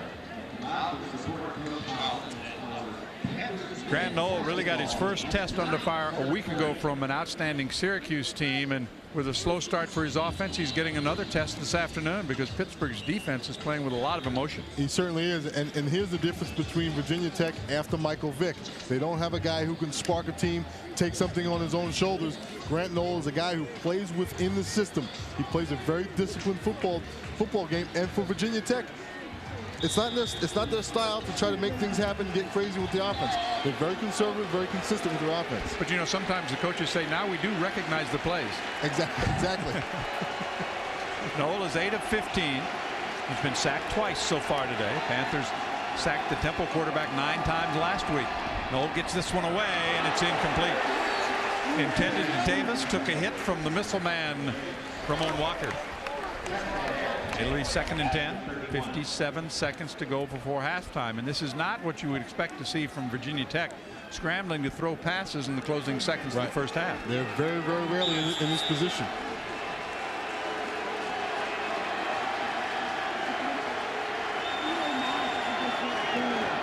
An all-out blitz. Intercepted. Cox with the interception. Torrey Cox, it was intended for Parham, but Cox picks it off. The pressure by the Pittsburgh front has been in Knoll's face, causing him to overthrow balls, throw balls behind guys. He threw the last pass behind Davis, and this time the ball just sails on him. He's got something in his face. He's not stepping through the ball. Look, it's just a duck there. Whack, whack. I like that. That's pretty good. You know about those, I take it. Yeah, I've thrown a few of them. Well, the celebration for Antonio Bryant's roommate Torrey Cox as he picks it off, and the Panthers now, I'm sure, will kill the final minute of this opening half. You've got to be very satisfied with the dominating performance in the second quarter. They've scored 17 unanswered points here in the second quarter against the #1 defense in the country. And for both of these teams, it was Pittsburgh's first win in the Big East last week, Virginia Tech's first loss, and they've continued to go in those directions. Got a lot of penalties, a lot of injuries early on to the Hokies of Virginia Tech. And those 6 15-yard penalties against the Hokies have not helped this situation. It should be the final play of the opening half. A half dominated by Pittsburgh, both in time of possession and on the scoreboard. They'll mix it up a little bit inside. The officials will separate them as we wind down the remaining seconds of the opening half. How about a hand for the Panthers of Pittsburgh? They are surprising the #12 Hokies at halftime. 24-7 Pittsburgh. And both coaches are going to be happy to get their teams in the locker room. Of course, Walt Harris will be happy just to be in the locker room with the lead, and Frank Beamer has a lot to talk about with his group. Our halftime is coming up. We'll start by checking out the Big East Wire. The Wire here has Pittsburgh leading 24-7. Stay with us. Back to Heinz Field after this. For play at Heinz Field, and the Pittsburgh team is already back on, and as you might expect, a little extra time in that locker room for Virginia Tech. Let's take a look at some of the first half highlights dominated by the Pittsburgh Panthers. Well, David Priestley expected to go up top and had to get his guys going. Antonio Bryant with the big catch, and then he goes deep to R.J. English, who was catching those short passes and set him up for the long one. But we said that Bryant had to have a big day in order for Pitt to win this ball game, and he has done just that with 2 touchdowns in the first half. A terrific first half for Bryant and the Pittsburgh Panthers. They scored 17 points in the second quarter, and if you look at the stats, obviously, Don, they've dominated. Well, there's so many 1-yard rushing for Virginia Tech, 240 yards passing. Look at the time of possession. Pittsburgh has just completely dominated this football game. 6 of the penalties charged against the Hokies were 15-yard penalties, resulting in 90 of those 95 yards. 2 turnovers again. That tilts in the favor of the opposition. Second week in a row that's happened to Virginia Tech. That's right, and with Pittsburgh getting 7.3 yards on first down, they can't afford to turn the ball over. The Panthers will be kicking off to start the third quarter of play. Nick Lotz will handle that. And now coming out on the field, the receiving team, and we're probably going to see either Johnson or Davis deep. And there's Bryant Well, he's made a living against Tech, hasn't he, in the last 3 years? He loves to see the Hokies come into town. He's caught 5 today, now has 6 touchdown passes in his career. It is Andre Davis who will be deep for Frank Beamer. And Beamer ball has not been there again so far today. However, it did produce their 1 touchdown. On the blocked field goal, it was turned the other way, 72 yards, and the quarter is underway, and for the second time it's Lotz kicking it out of bounds. So it'll be a 35-yard start for the Hokies, and I think importantly for Frank Beamer now here in the third quarter, they've got to make something happen offensively. No question about it. I'm sure he went in there and tried to settle his team down in the locker room at the half and get them back to the type of football that they've played in the past. They have to get consistent, and they have to start creating drives on offense. And the Panthers have struggled at home in the third quarter. In their last 3 home games in the third quarter, they have been outscored 45-7. So that'll be a key. We'll see if Beamer can keep that going. It's 1st and 10 from the 35-yard line, and it's Burnell. He'll get 2, maybe 3, and they grind him under. You saw Brian Knight, number 57, at the bottom of the pile, and getting some help from number 51, Gerald Hayes. So it's a short gain of 3.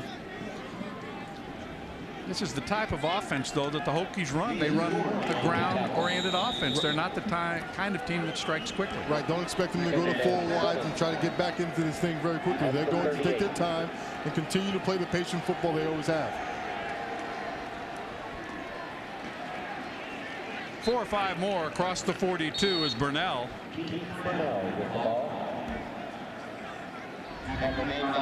Still short of a first down. It'll be about 2.5 yards to go for the first down. We're in the first minute of the third quarter.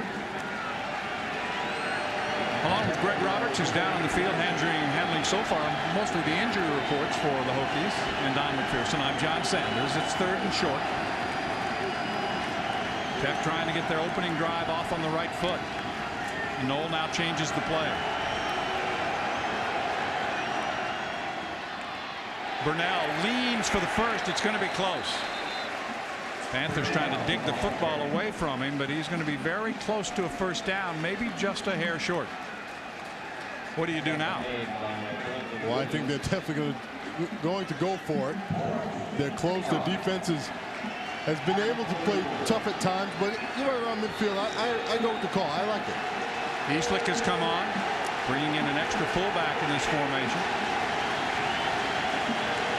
Listen, this is what Tech has to do. They have a big, strong offensive line. If they can't get this, they've got bigger problems than Pittsburgh. Power formation.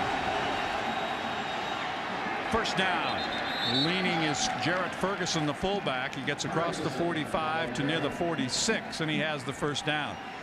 Boy, you kind of hold your breath if you're a Tech fan. You have to go for it on 4th down in the first possession of the second half. That's right. And like I said, if they don't get this, they've got bigger problems than just playing Pittsburgh today. They've got real problems with their offense if they can't get that play first drive in the second half. They'll be playing at Temple next week, then at Virginia on the 17th, and a little time to rest up before that big game against Miami at home on December 1st. That will be their final regular season home game, and Knoll gets rid of it. He was under pressure that time from Brian Guzik, but he was able to force it upfield. A flag goes down. It's a holding call against the Hokies. Well, I tell you, Brian Guzik, he's playing in place of Smith, who has the shoulder injury, but boy, the last 2 games he's been terrific. Holding. Offense. 10-yard penalty. Replay. First down. Yeah, Guzik has really stepped up with this opportunity to get some playing time today, and has a sack, has a pressure. Well, I was kidding E.J. Borghetti yesterday, the media relations director for the Panthers, that this guy with an 80-yard touchdown last week and everything he did, he should have been the defensive player of the week. Said, you got to politic better.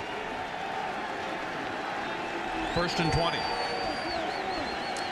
The freshman Jones catches the pass, fights his way across the 40 to about the 42-yard line.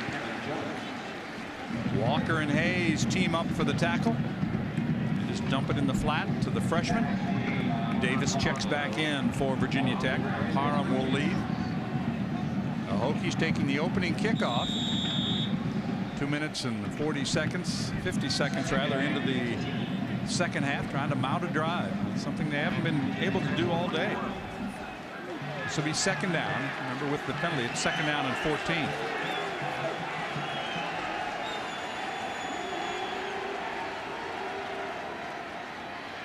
Here comes pressure. He moves away from it and hits his target. That's Davis.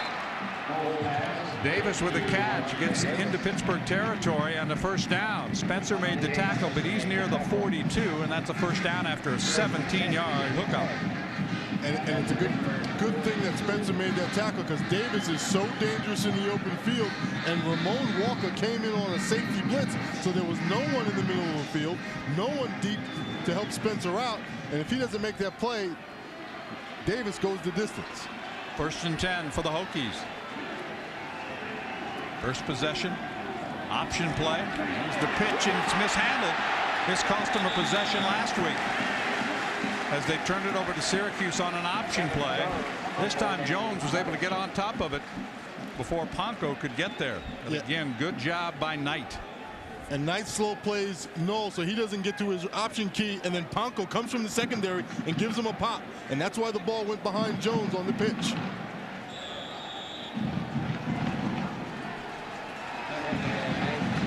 This Pittsburgh defense is playing a lot more aggression than they've played in the past. Like their offense, they threw some things out from the defense and simplified things, and allow these guys to play a little bit faster. Maybe it's those hard hats they've been wearing in practice. That's right. Knoll is going to keep it. 50. Puts his head down and gets back to the line of scrimmage before Knight decks him right there, number 57. And that is not what Grant Knoll specializes in, is running the football. He's not a Michael Vick in that area. And that helps the defense psychologically. They know he's not going to take off and burn them for a 40 or 50-yard run. So psychologically, this defense knows they can pin their ears back in certain places and go after it. You know, if you're a Hokie fan, you think, hey, Michael Vick might have scored on that play. Yeah, that's right. But Michael Vick is not at Virginia Tech. 3 wideouts, 2 to the near side, 1 to the far side. Out of the shotgun on third down and 10.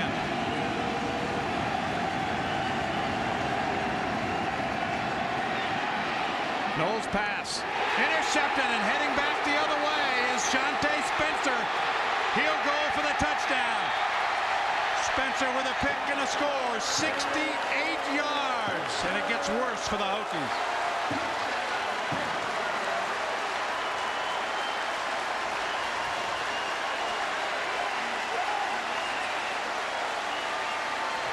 Now, Don McPherson, you talked about it. Out of the shotgun, wide open. That's not the style for the Hokies, and they pay the price.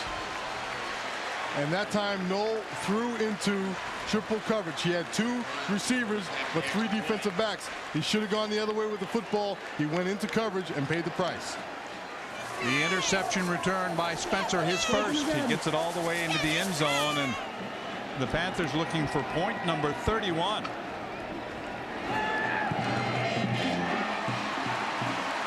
And Watts knocks it through, so even more work needs to be done by the Panthers. Keep in mind the Tech had the ball for over 5 minutes, and the Panthers get the touchdown. 9:49 to play in the third. Pittsburgh 31, Virginia Tech 7. 1-7. That's Grant Knoll on the sidelines, and we'll see if we do see Randall come in here on this next possession for the Tech Hokies. There's the freshman loosening up. He is a true freshman. At this point, you say, absolutely, give him a shot. And fielded by the short man at about the 11-yard line, banging his way out to about the 24 on the play is that's Grant Knoll on the sidelines, and we'll see if we do see Randall come in here on this next possession for the Tech Hokies. There's the freshman loosening up. He is a true freshman. At this point, you say, absolutely, give him a shot. And fielded by the short man at about the 11-yard line, banging his way out to about the 24 on the play is Doug Eastlick, the backup fullback. Grant Knoll makes two mistakes on this play. First thing, he stays to the field. He has a 3-on-2 over there. It's time to go the other way. The second thing is he's late with the throw. Spencer was playing high, was able to read his eyes, and was there before he even released the football. It is Grant Knoll, though, who comes out to start this possession at the 25-yard line. They burned over 5 minutes off the clock, and the opponents got a touchdown. That's 24 unanswered points for Pittsburgh. 1st and 10 for the Hokies. Knoll under pressure throws, and the catch is made by Davis. He tried to spin away from Cox, and coming over to help out on the play as Cox made the tackle. He got some help from Brian Beinecke. Not much gain, maybe a couple of yards, and that's it. It'll be 2nd and 8. Clock running with 9 minutes and 20 seconds to play 3rd quarter. And if you're a Hokie fan, you've got to be in shock right now. And if you're Grant Knoll, you got to be in shock and in pain. He just took another shot from Harriet, the backup defensive end, at the end of that play. He's taking a lot of hits today. You see the shadows of Heinz Field just about splitting the offensive formation, and Knoll again feels the heat, runs away, keeps the football. 31-yard line. He was tripped down by Ramon Walker, and then coming up was Hayes to finish it off, but Beinecke there as well. Another update from that Big East game being played at the Orange Bowl today, and Miami has really opened it up big 3rd quarter for the Canes. The clouds must have cleared. The wake-up call arrived, and look at West Virginia against Rutgers. Boy, do the Mountaineers need that. They'll be playing Syracuse next week here in our Big East game of the week. Check your local listing. Virginia Tech 2 for 10 on 3rd down. This is a 3rd and 3. The pass complete, 1st down. Trying to fight his way for more yardage was Emmett Johnson in the arms of Walker, and not many people get away from him, but it is a 1st down just short of the 40. 1st and 10, Virginia Tech. Talk about Grant Knoll getting hit. He's taking a beating every time he releases the football, and the Panthers have been pretty good. Not a big hit by Hayes, but one that lets him know that every time you throw the ball, we're going to put you right on your butt. That's a little one-arm put down right there. Huh? Right. Hello, get out of here. 1st and 10, 39-yard line. Burnell trying the sweep, and he'll get about 2, maybe across the 40, and that is about it. We are in Heinz Field midway through this 3rd quarter of play. Number 12 Virginia Tech being shocked right now by the Panthers of Pittsburgh. I'm John Sanders. Don McPherson up here with me, and Greg Roberts. Kept him busy in the 1st half working on all the injuries for the Virginia Tech Hokies, and it's just gotten worse. 2nd and 9. Knowles pass is incomplete. It bounced to Parham, and right there defensively was Spencer. You know what happens when you get hit? When you get hit every time you throw the football, you don't follow through and you don't step into throws, and that's why that ball skipped to Parham. A little bit of a short arm, you're saying? Absolutely. You don't get that lead leg out there. You don't step into the throw. 2 wide receivers coming to the bottom of the screen. That is Davis and Johnson. Remember, Witten broke his leg early in the ball game and left. He has not been back and probably is out for the year. No looks, throws, incomplete. Intended for Davis. Hayes had the pressure on the quarterback, and Spencer had the defensive pressure. It'll be Pittsburgh football as Antonio Bryant comes back on the field.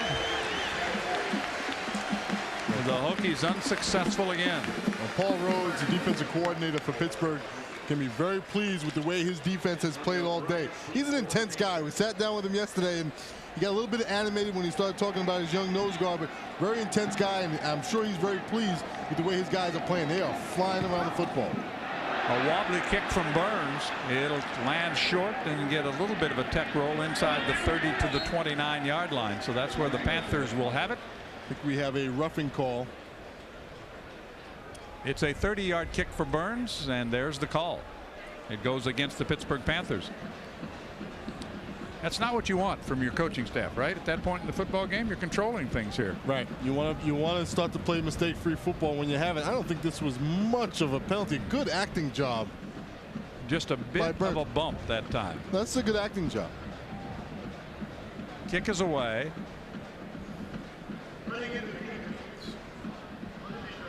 Well, running into the kicker, it'll still be 4th down.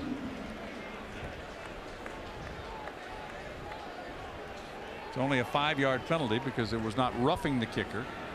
Might work out well for Antonio Bryant. Who knows? He gets another shot at it. Anytime he gets his hands on the football, you never know. That's right. And Burns has been kicking balls that are returnable. They're low. They're not very high. Not a lot of hang time. Bryant has 2 touchdowns so far this afternoon. Priestley has thrown 3. English has the other. Pittsburgh's defense on the interception by Spencer, scoring a touchdown and a field goal. And the Panthers have done it just about every way possible, and they have scored the last 24 points in this game. It was 7-7 after 1. He's going to run, and he's down. So the Panthers react to that. Making the tackle on the play was Gilliard. He's been all over the special teams. And so Pittsburgh with a golden chance to add to a 31-7 lead. We talked to some people from Virginia Tech before the game and heard that Frank Beamer was thinking about a fake, using a fake at some point during the day. They overload the right side. See how the right side's overloaded? So Burns reads that, but Gilliard just does a great job of keeping his head up and not taking that traditional angle towards the kicker, but coming up the field and making the tackle. Well, if he gets by Gilliard, he might make the first down. Exactly. Let's go down once again to Greg on the sideline.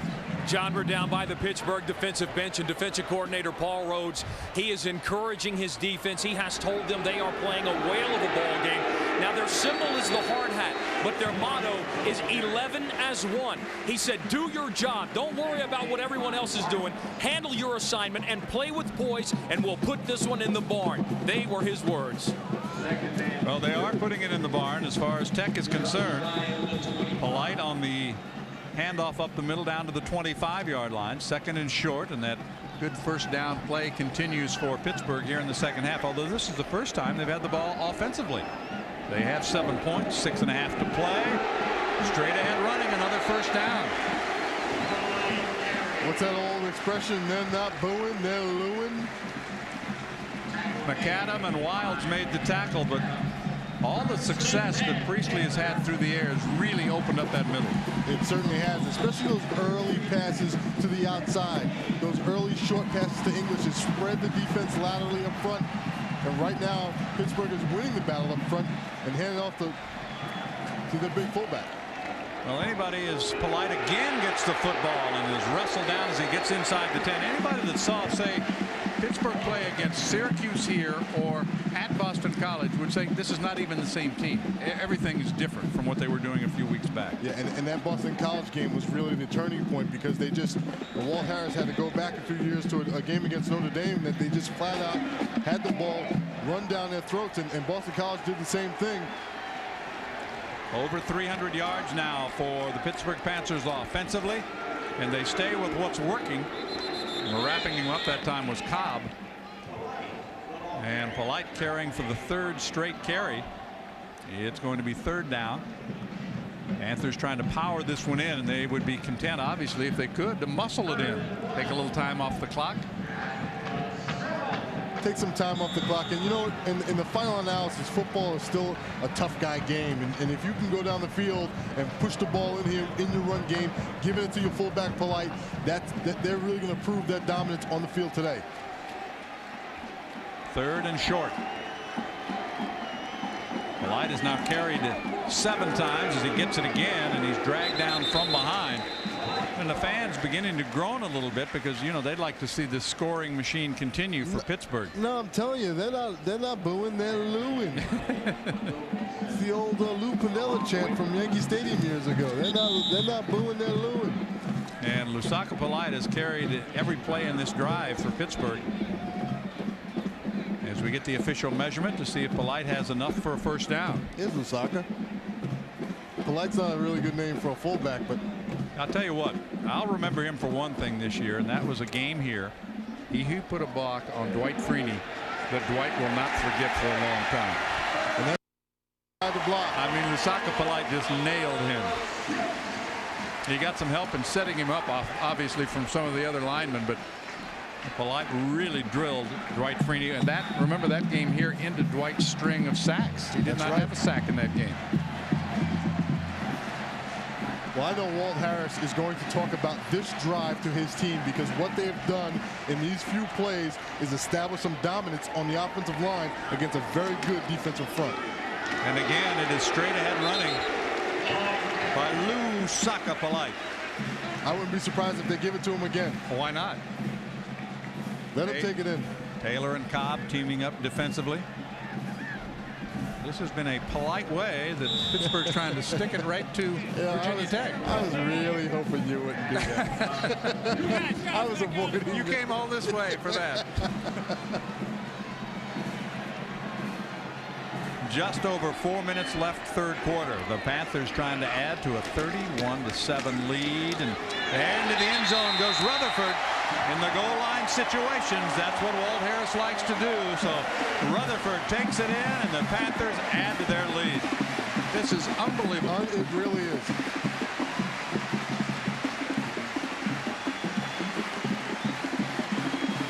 You know, when people looked up last week and they saw that Syracuse-Virginia Tech score, a lot of people were shocked. Even if Syracuse had been playing some pretty good football, a lot of people were shocked. They are going to be blown away by this score. Well, I'll tell you what, the other thing is, you look at Pittsburgh and they say, okay, they finally stopped the losing streak, but everybody said, yeah, but you did that against Temple. Exactly.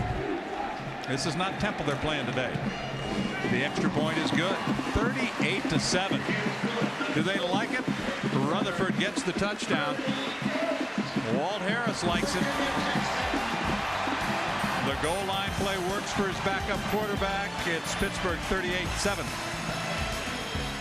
At one point it was 7-7, and we'd like to take a moment now to thank our corporate partner, Cooper Tire, proud to be the official tire of the Big East Conference. Cooper Tires, drive on.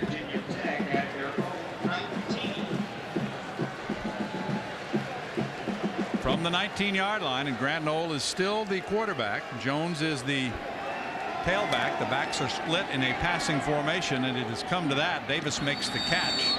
Maybe a little short of the first down, wrapped up by Beinecke, the linebacker, number 15. Clock is running. We're in the third quarter. Virginia Tech is going to a hurry-up offense, and I don't blame them. I think you have to. You can't roll over here. You're a number 12 team in the nation. You still have to act like you're in this ball game. But, you know, we get back to the fact that this is not the personality of this team. He dumps it off to Jones, and Jones can make some things happen. He goes down at the 35-yard, hit again by Beinecke, making the tackle on the second straight play. It'll be a first down for the Hokies. Nice open field tackle by Beinecke, but I agree with you. It's not in their game plan. It's not their style of offense. However, if you're a team that's going to make a push for the national championship, you better have this type of hurry-up, comeback, come from behind offense in your arsenal. Well, of course, the problem is they rarely trail. Parham leading for that one, but it's incomplete at the 40-yard line. Spencer was there, but Knoll again underthrows the pass. And Knoll just not getting anything on the football, not throwing with a lot of confidence. Are you surprised that they haven't gone to Brian Randall yet? I am a little surprised that they haven't gone to Randall, but again, if they're in the hurry-up offense now, they're thinking they have a full quarter left, if they can get things together, but so far this game, they just have not played with any hope of a comeback. Here comes the blitz, and the catch made by Parham at the 40. It's short of a first down. He gets about 5, and let's go down to the field. And Greg Roberts again. Greg.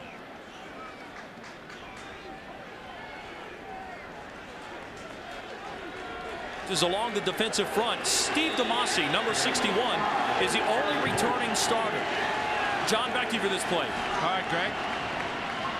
Knoll sets, looks again, is pressured and overthrows Parham. Cox was the defender. Let's go back and let Greg finish his thought. Greg? Steve DeMasi is the only returning starter from last year's starters, and they didn't just lose people, they lost good players. Dave Cadella started for Virginia Tech last year. He's with the Atlanta Falcons. Matt Lair was drafted by the Dallas Cowboys. Anthony Lambeau signed with the Baltimore Ravens, and Josh Redding signed with the Indianapolis Colts. So let's just say they're probably new and somewhat inexperienced up front. And they're paying the price for that this afternoon. Pittsburgh playing inspired defense. Antonio Bryant will field this one. It is 21-30. Steps away from a couple of defenders and then is wrestled down. Pushed back inside the 25-yard line by Ben Taylor. Even if you're a starter, obviously, for the Hokies, you're going to play some special teams for Frank Beamer, huh? Absolutely. And Ben Taylor, the guy is one of the best linebackers, if not the best linebacker in the country. down there covering kicks. It is time now for We Know You. It's brought to you by Citgo, proud to support today's athletes. And do they know Tony Siragusa? Do you, by the way? Oh, I know that big ugly guy pretty well. I played against him, and he was big, loud, and nasty. He might be here someplace, huh? Yeah, he might be, actually. The Ravens are in town for tomorrow night's game. Ball at the 21-yard line. First down 10 for Pittsburgh. Panthers have the ball. And again, it's Polite. And the lose continue for Lusaka Polite. Coles Colas made the tackle for Virginia Tech. And that clock is going to become the enemy of the Hokies in a hurry here. Especially if Polite is able to get the kind of yardage he did inside the red zone last drive. They can establish this run game and keep pushing the ball up the middle. And if I'm Lusaka Polite, I'm thinking, I did most of the work on that. And then you hand it to the quarterback to score the touchdown. I didn't think that was right either. The rollout by Priestley. He'll slide down at the 40. Kyle goes over the top of him. He's got a Panther first down at the 40. There's a good chance he's smiling right now because he doesn't get a chance to do that very often. He was wide open in space and did the right thing, the smart thing. Once he got the first down, was just slide on down, let that clock keep rolling. Of course, in college football, the clock stops so you can set the chains for the first down, but they'll get it going again. This is the team coming off a bowl appearance.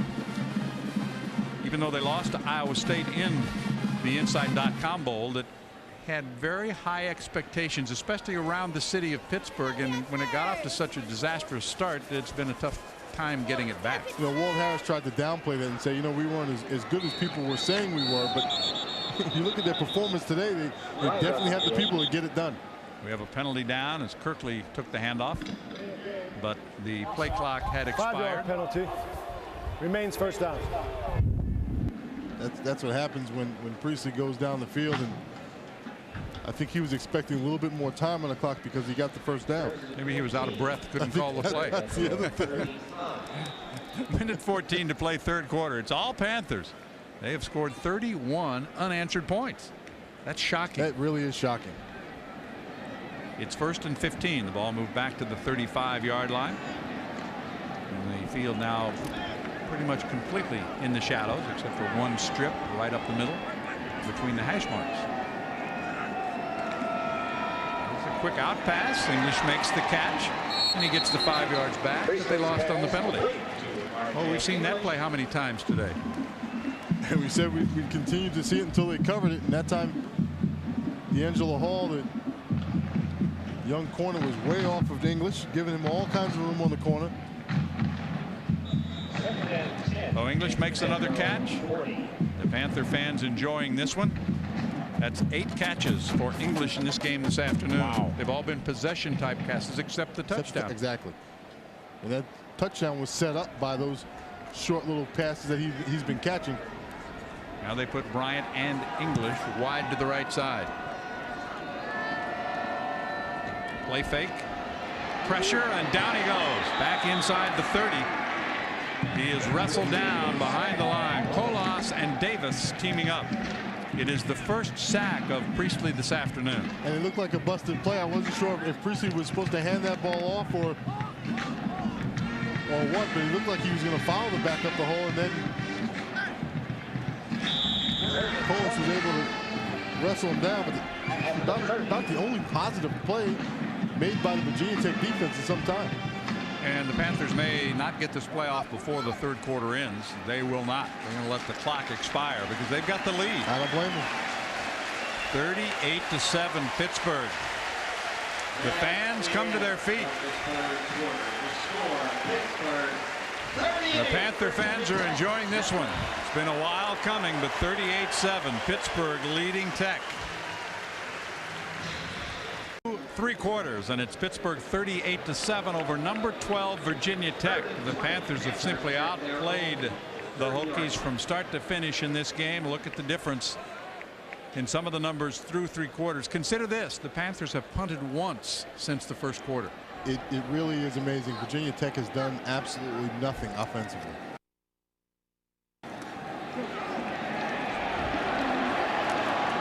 And the Panthers bring it out to the 40-yard line. That's Furman, marked Backus. He's another true freshman. He's from Connellsville, Pennsylvania.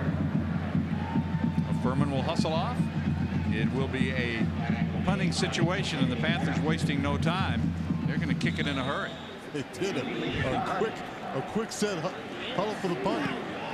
It's Davis back to receive at the 21-yard line. Starts to the right and goes down at the 24. So a return of about 3, and the way it's going for Davis, he's not going to break that punt return record because the Panthers have not had to punt very often. 14:27 to go in the game. Pittsburgh 38, Tech 7. Welcome back to Heinz Field. 38-7, 14:26 to play in the game. The Panthers have dominated this one. This is Brian Randall, the freshman, leaping out to try to make the catch with Parham, and this is uncharted territory for Frank Beamer and the Hokies as far as losing 2 games in a row, and that's the only time that Pittsburgh ever defeated Frank.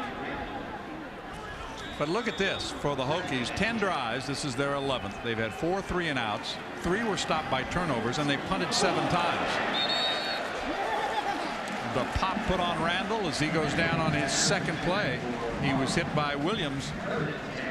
There are the numbers for Randall on the year. He played quite a bit in the very first game against UConn and hasn't seen that much playing time since. Yeah, and there was a lot of talk in that UConn game that Randall would be the guy by midseason, but Nolan has done an outstanding job of maintaining this offense. But right now, Randall's in a no-win situation, going deep. He airs that one out, and it's almost intercepted. Intended for Parham downfield, but there's Spencer, who has an interception for a touchdown today already. So another 3-and-out for the Hokies. Virginia Tech just looks hapless right now. They don't have their normal pace. They don't have any of their normal fire. 5 times in 11 drives, they've been 3-and-out. Antonio Bryant standing back at his own 35-yard line. So again, the Panthers will have good field position. It's an end-over-end tumbling kick, and Bryant fields it at the 41. And he'll go down at about the 44-yard line. Antonio in no hurry to try to take any chances with that one. We've talked a lot about the new facilities, not only Heinz Field, but also that new practice facility that they share on the south side with the Steelers. We asked Walt about that yesterday. Here's what he said. Our new facilities, I think, is going to give us a better chance to recruit a better brand of player and give us a better chance to sell our program in a national way. I think our facilities are second to none. The fact that we have a beautiful place to work, but we also have the Pittsburgh Steelers right outside our windows is truly unmatched anywhere in the United States. New quarterback is Rutherford on the keeper.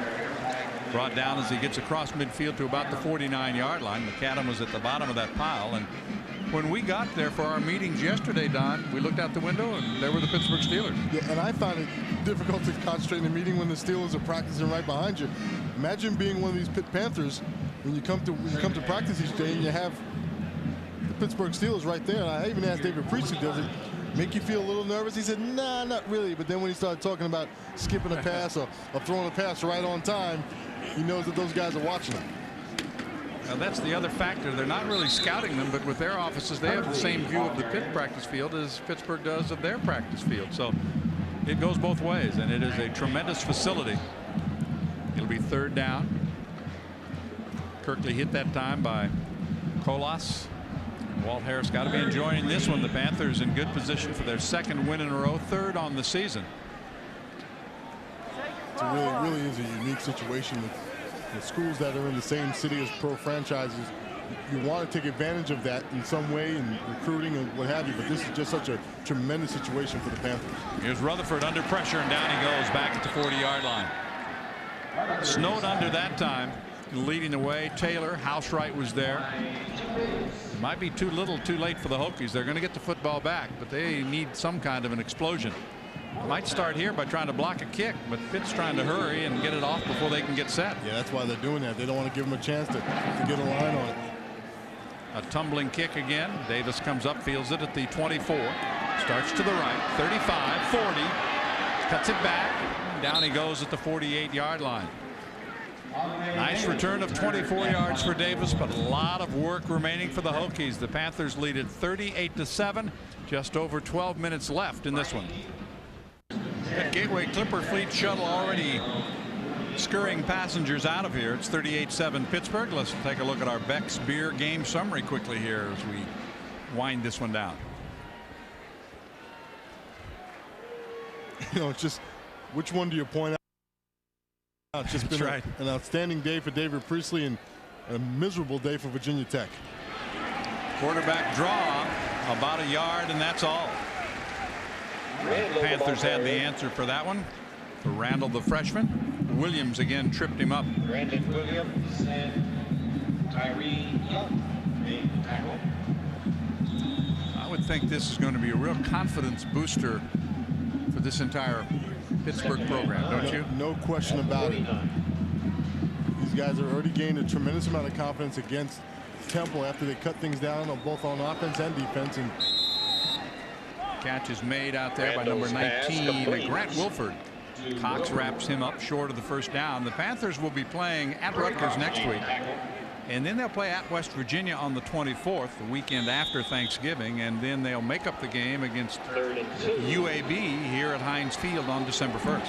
That's the same day that the Hokies will be playing Miami at Lane Stadium, Worsham Field. That pass is incomplete. It'll be fourth down. And I guess the question now for Frank Beamer and his coaches, after 2 weeks in a row of this, how do you regroup and recover, knowing that you've got games on the road at Temple and Virginia before you host Miami? Yeah, well, they felt very good coming out of the Syracuse game. They didn't feel like they played well, but they felt like they had a handle on it, and they could settle this team down. I think right now you're going to find out what kind of coach Frank Beamer is, because this is going to be, as much as this is a confidence booster for Pittsburgh, this is a demoralizing loss for Virginia Tech. Third time the Hokies have had to go for it on fourth down. They've made it once. Out of the power formation, and there's movement on the left side. Jumping off was Davis. Snap, false start, offense, 5-yard penalty, remains fourth down. So it is still fourth down. 110 yards in penalties now, Don, against the Hokies. And they change. They go back to the punt. That brings Antonio Bryant back onto the field. He has a pair of touchdowns today. Vinnie Burns again will kick, and again flags come down. We're reverting to the first quarter with all these yellow flags. Yep, that's going to go against the center. He grabbed that ball and just flinched with the ball. Dead ball. Illegal snap on the offense. 5-yard penalty. Remains fourth down. The guy's going to go home and his kids are going to say, "Daddy, we saw you on TV a lot today." 38-7. Pittsburgh leading Virginia Tech. Antonio Bryant coming up to field this one at the 23-yard line and slips down there. That's where the Panthers will take over with 11:02 to go. And if you talked about this game prior to the start with the Hokies about 18.5 points favorites, and you said, well, it's the fourth quarter, 11 minutes to go, and one team is winning 38-7, you would not think it would be Pittsburgh, would you? Absolutely not. But it is. And they've earned it. And I think a lot of people were thinking it would be the other way around because of last week's loss to Syracuse, that Virginia Tech would get it together and that they would come out with some fire and that they would, just reestablish themselves as one of the better teams in the nation. Instead, it's just been nothing but Pittsburgh dominating this football game. And it's Rutherford who's going to be tackled for a loss. Cobb has him around the legs, and we go back to the field, and Greg Roberts. Greg. Pittsburgh passing attack, but today was especially tough because Tech's cornerbacks weren't full speed. You're looking at D'Angelo Hall. He's a true freshman, a backup corner. He rolled his ankle on Wednesday, left the practice, and he's already playing with a broken hand. So he's a little gimpy out there. Also, Larry Austin, their starting corner. 3 weeks ago, he had knee surgery. Backup Eric Green didn't even make the trip. He didn't practice all week because of tonsillitis. And then Garnell Wilds, the fifth corner, has been forced into action all afternoon. Pretty much of their 5 corners, only one is at full speed, and that's Ronyo Whitaker. He dropped the ball. Is it an incomplete pass? I think it is. They will wave it off. It goes as an incomplete pass to Bynes as the Panthers go deep into their wide receiver list with a comfortable lead here. You know, Greg talks about the injuries, and certainly they were a factor early on, but you just can't point to the injuries as the reason that the Hokies are trailing. Nor do I think that Frank Beamer will do that. I think he'll say, yes, we're banged up, but to get beat this badly against a team that, quite frankly, has not gotten it done all year long, there's something else going on with Virginia Tech right now, and Frank Beamer's going to have to figure it out and address it quickly. 3rd down 15. Rutherford from the shotgun. It's a quarterback draw.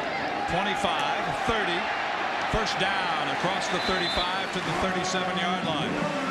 That's the one weapon that he has that Priestley does not have. They can run that kind of play. It was Taylor and D'Angelo Hall who finally made the tackle.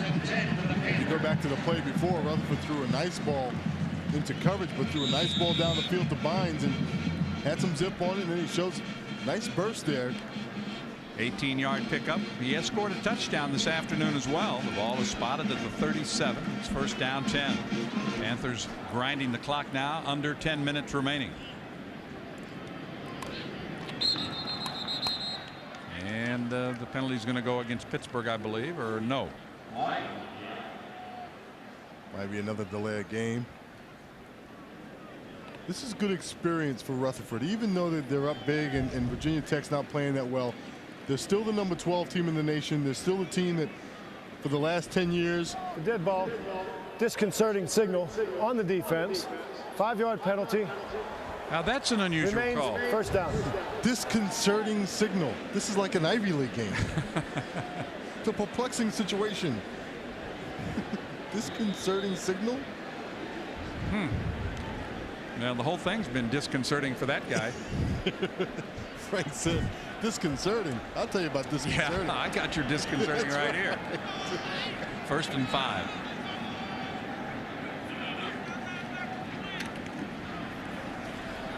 The lefty guns it, but he guns it to the wrong guy, and the Hokies come out of there with it. D'Angelo Hall with the interception at the 40, still on his feet. Still fighting for yardage, and down he goes all the way down to the 25-yard line at Pittsburgh as the Panthers turn it over for the first time. And that's what I was talking about for Rutherford. This is good work. They're still, again, the number 12 team in the nation. You can't afford to make those mistakes, even though they're not playing that well. And he has to do the little things right. And this time he just lets his ball sail on him. Again, throwing to the right for a left-handed quarterback. He's got to get his shoulders around and see the field, and he was nowhere close to Bynes on that play. He's got to get his shoulders around, going to the left, going to the right, and see the whole field. It's a nice return of 34 yards. Brings the ball down to the 25, 1st and 10. The Hokies trying to strike quickly. Still 9 minutes plus remaining in this game. Jones. Nowhere to run, nowhere to hide. He's wrestled down. Guzik was there. Moore was there. I'll tell you what, Brian Guzik is having a heck of a run right now, isn't he? He certainly is. He and the rest of the defense have been swarming all day long, but Guzik and Hayes have been just outstanding. It is 2nd down and 11.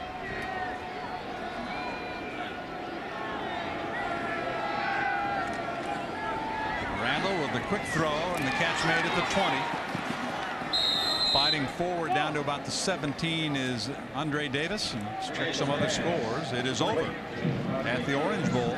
38-0. Miami remains undefeated, and West Virginia, wow, romping in Morgantown over Rutgers 59-0. Second half just started. Wow. That could be a record breaker the way that one's going. Goodness gracious. Uncle. Paul Uncle. 8 minutes to go here. 38-7 Pittsburgh. The Panthers have scored the last 31 points. Keep in mind the Tech offense has not scored, and there's a handoff to the fullback, Wayne Briggs, who's getting some playing time.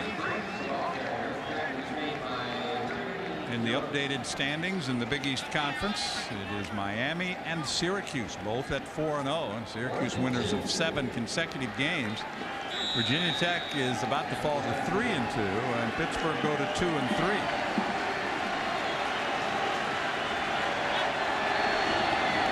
of a sudden Boston College is the #3 team in the league.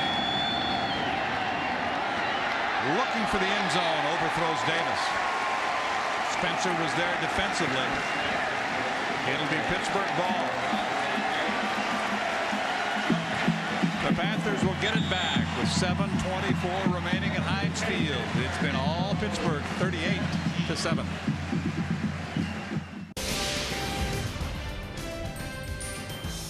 This game is brought to you by Beck's Light, Germany's lighter side. By Citgo. At Citgo, we enjoy football as much as you do. Citgo, we know you. Polaris, it's not just a sled, it's a priority. The United States Army, an army of one. Outback Steakhouse, no rules, just right. If you're Walt Harris, this is the kind of game that you've been waiting for. Absolutely, because you know he really just wants to look his guys in the face and see a smile come back from under the helmet, and that's so gratifying after such a tough season they've had so far. Rutherford now the quarterback, changing the play. It was a good afternoon for Priestley. And the one thing you know about Virginia Tech, they will remember these Pittsburgh quarterbacks. Breaking it out is Furman. Finally down as he gets across the 45 to the 46-yard line. A terrific run by Marcus Furman, who had carried the football only 10 times prior to today, and he picks up 29 yards on that one. Yeah, he's not a very big guy, is Furman, but he's very fast and did a nice job once he got some yardage to come back inside and keep the clock running. Winding down towards 7 minutes remaining fourth quarter. Remember, this game was 7-7. But you also remember the Tech in 13 possessions, 7 times they've been 3 and out. That's not going to get it done. And certainly the Panthers have taken advantage of 3 turnovers with the option play. And Rutherford will get a yard, maybe 2, before being tripped up by Channing Reed. Mentioned Tech, while on offense, Virginia Tech in 59 plays, 40 of them with 3 yards or less. And you can't say it's all their fault. You've got to credit Pittsburgh's defense. Absolutely. Pittsburgh's defense has been swarming. They've been aggressive. They've mixed the blitz with just some good solid play up front. And you know, Paul Rhodes all year long has been waiting for the defense to play the way they did last year. And he's found it the last 2 weeks. Straight ahead power running by Joe Valia, the backup fullback. D'Angelo Hall made the tackle, but there's Valia. He is from Apollo, PA, Kiski area high school. And of course, the Western Pennsylvania football, a rich tradition here. And Don, all the playoffs started last night for the area schools in the WPIAL. This is football country, boy. They love it. Hopewell High School produced Tony Dorsett, and they have renamed the stadium Tony Dorsett Stadium in addition to Tony Dorsett Drive. He was telling us he might have to come back and run for mayor. Right. Moved back from Dallas. Another first down for Pittsburgh. Furman picks his way to the 40. Housewright made the tackle for Virginia Tech. You can look at this game, you can look at the injuries, the turnovers and the things, but Pittsburgh just lined up and beaten them this Absolutely. afternoon. Pittsburgh has done an outstanding job. You can talk about Tech falling apart, but when you call, Housewright, they've got some talent. There's Willie Pyle, the free safety. They've got some talent on this ball club, and Pittsburgh has just been relentless. They took it to them early, and they've kept up the pressure all game long. Well, the Panthers are in some uncharted waters here with this game this afternoon. 1st and 10 at the 40. Keeping it on the ground, using the clock. The last time the Panthers beat a ranked team was Virginia Tech. It was here in Pittsburgh in 1997. And this could be the highest ranked team the Panthers have beaten since they knocked off number 10 Syracuse in 1989. How about that? Wow. I wasn't there. It wasn't your fault then. I wasn't there. You had nothing to do with it. There were no ducks or anything from you that ducks, day. That's right. How about Virginia Tech today? The last 2 years against the Panthers, they gained 578 yards rushing. That's 289 yards a game. Today, the net is a +3. That's unbelievable. That is unbelievable. There's one guy that enjoys it. He plays with a fire and with a passion, and he knows all eyes are on him, and he responded today with 2 touchdown catches. It'll be 3rd down and 11 at the 41. And even when Antonio's not in the game, and sometimes he gets a little headstrong and winds up standing next to Walt Harris, he never gets out of the game. He cheers his teammates on. He is as intense a person as you'll ever see. Yep.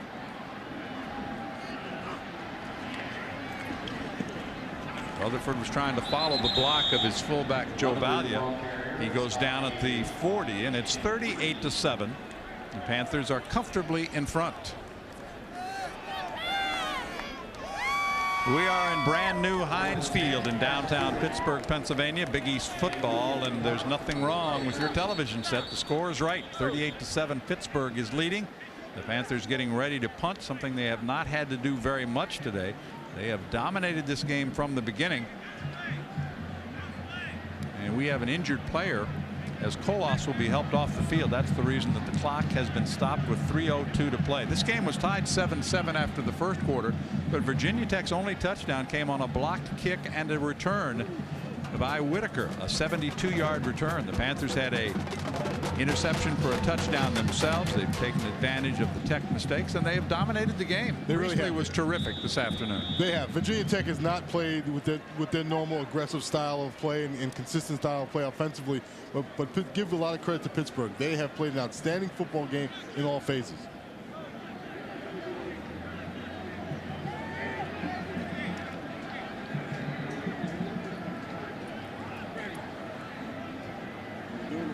They will let the clock run down as far as they can. And the Panthers had this one well covered. It does take a bit of a Tech bounce and goes to the 15, where the Hokies will have it with 2:42 to play, and an appreciative crowd of over 50,000, although a lot of them have headed home, deciding to beat the traffic. Walt Harris has been more a cheerleader than a coach today. He's seen most of the things go right. The one thing that didn't was that blocked kick. Everything else has gone the Panthers' way. And you get the sense talking to Walt Harris yesterday that he was a little beleaguered, and the Temple win was a huge weight off of his shoulders. And this win could not be better for him. It could not come in a better time for Walt Harris. He's get a chance again to see those smiles under the helmet. I'm sure it feels great for him. Great for him this afternoon. The Panthers close to 400 yards in offense. It's about a 7 or 8 yard gain. The ball pops loose, and let's see who has it. It looks like the Panthers get another turnover. That'll be the 4th. So Pittsburgh will get it back again. Well, it's gone from bad to worse for Frank Beamer and the Hokies today. And that face right there will say it all. It has just been one of those afternoons for Virginia Tech where nothing has gone right for them. They've had injuries, they've had turnovers. And we do have another Hokie player down on the field. Well, the Panthers come up with the fumble recovery by Hayes. Ward was the player that carried the ball and lost it, so Pittsburgh will get it at the 18-yard line of Virginia Tech. They start to come back on the field, but in the meantime, we've got to help Wilford up and get him off.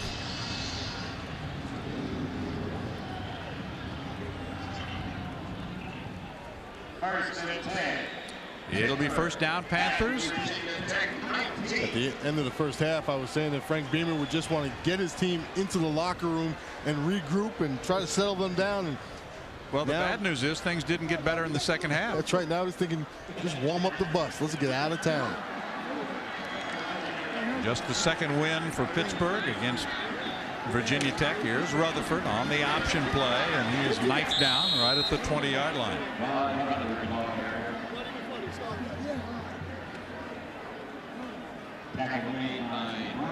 Brian Welch made the tackle for the Hokies. Rutherford loses a couple of yards on the play. It'll be second down and 12. Walt Harris is content to let that clock roll.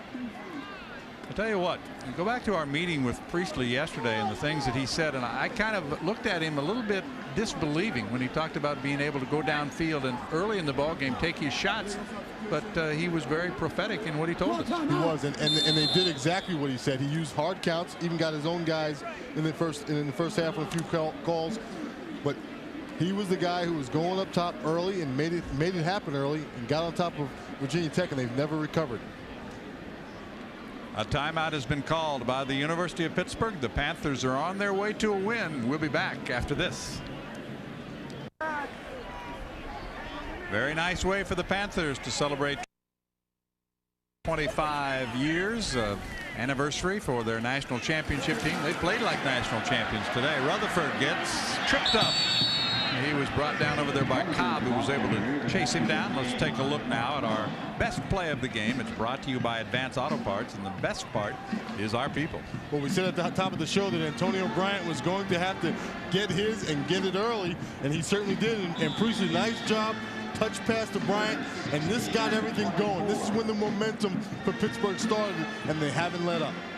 Well, the other good thing for Pittsburgh today was that they responded even after the block kick that turned into a touchdown. Right. What had been happening to the Panthers during the course of this season, as soon as one thing went bad, they tended to fold their tents. It happened against Syracuse. It happened at Boston College. But it did not happen today. And here's Rutherford again on the keeper. He'll get down to about the 22-yard line before he's double teamed. We head to the final minute of this afternoon's football game. A game that has been dominated by Pittsburgh. It was 7-7 after the first quarter, but it's been all Pittsburgh since. The Panthers will run another play rather than try to add to their score total. You know, another story in this game were all the mistakes, the mental mistakes and the penalties by Virginia Tech early in the football game. They never got anything going because they were making too many mistakes early in the game. Well, when you have 6 15-yard penalties, that will kill you in a hurry. Absolutely. That was Jemison carrying the ball forward. He is another freshman, a true freshman. They've got 3 at tailback, and the fans now are going to start to celebrate, because Walt Harris's team is going to win its 3rd game, its 2nd in a row, and for the first time in 4 years, Virginia Tech is going to lose its 2nd game in a row. The Hokies will have one more play possibly to get off, but Antonio Bryant and the Panthers can begin the celebration. They played very well this afternoon. They certainly did, and they played very well on all phases. The defensive philosophy is 11 as 1, and they did just that. They played very well in all phases and every player. They were sacking the quarterback and making plays down the field. They played a complete football game. I think they need to keep wearing those hard hats. That's in practice. Quick pitch to the outside to try to cut it back. That's Ward, who fumbled the last time he had the ball, and that is probably going to do it. The final 15 seconds will tick away as Frank Beamer heads to the center of the diamond, and he will greet Walt Harris there. 38-7. Pittsburgh, a shocking win over Virginia Tech. There's the meeting of the coaches at midfield. Frank Beamer's been there before. He knows what it feels like, but not lately. Antonio Bryant being congratulated by Virginia Tech, and we congratulate them too, because the Panthers have played very well. They dominate the football game. They win it by a final of 38-7. For Greg Roberts and Don McPherson, I'm John Sanders. Thanks for watching our game this afternoon. This has been a presentation of ESPN Plus, the worldwide leader in collegiate sports television.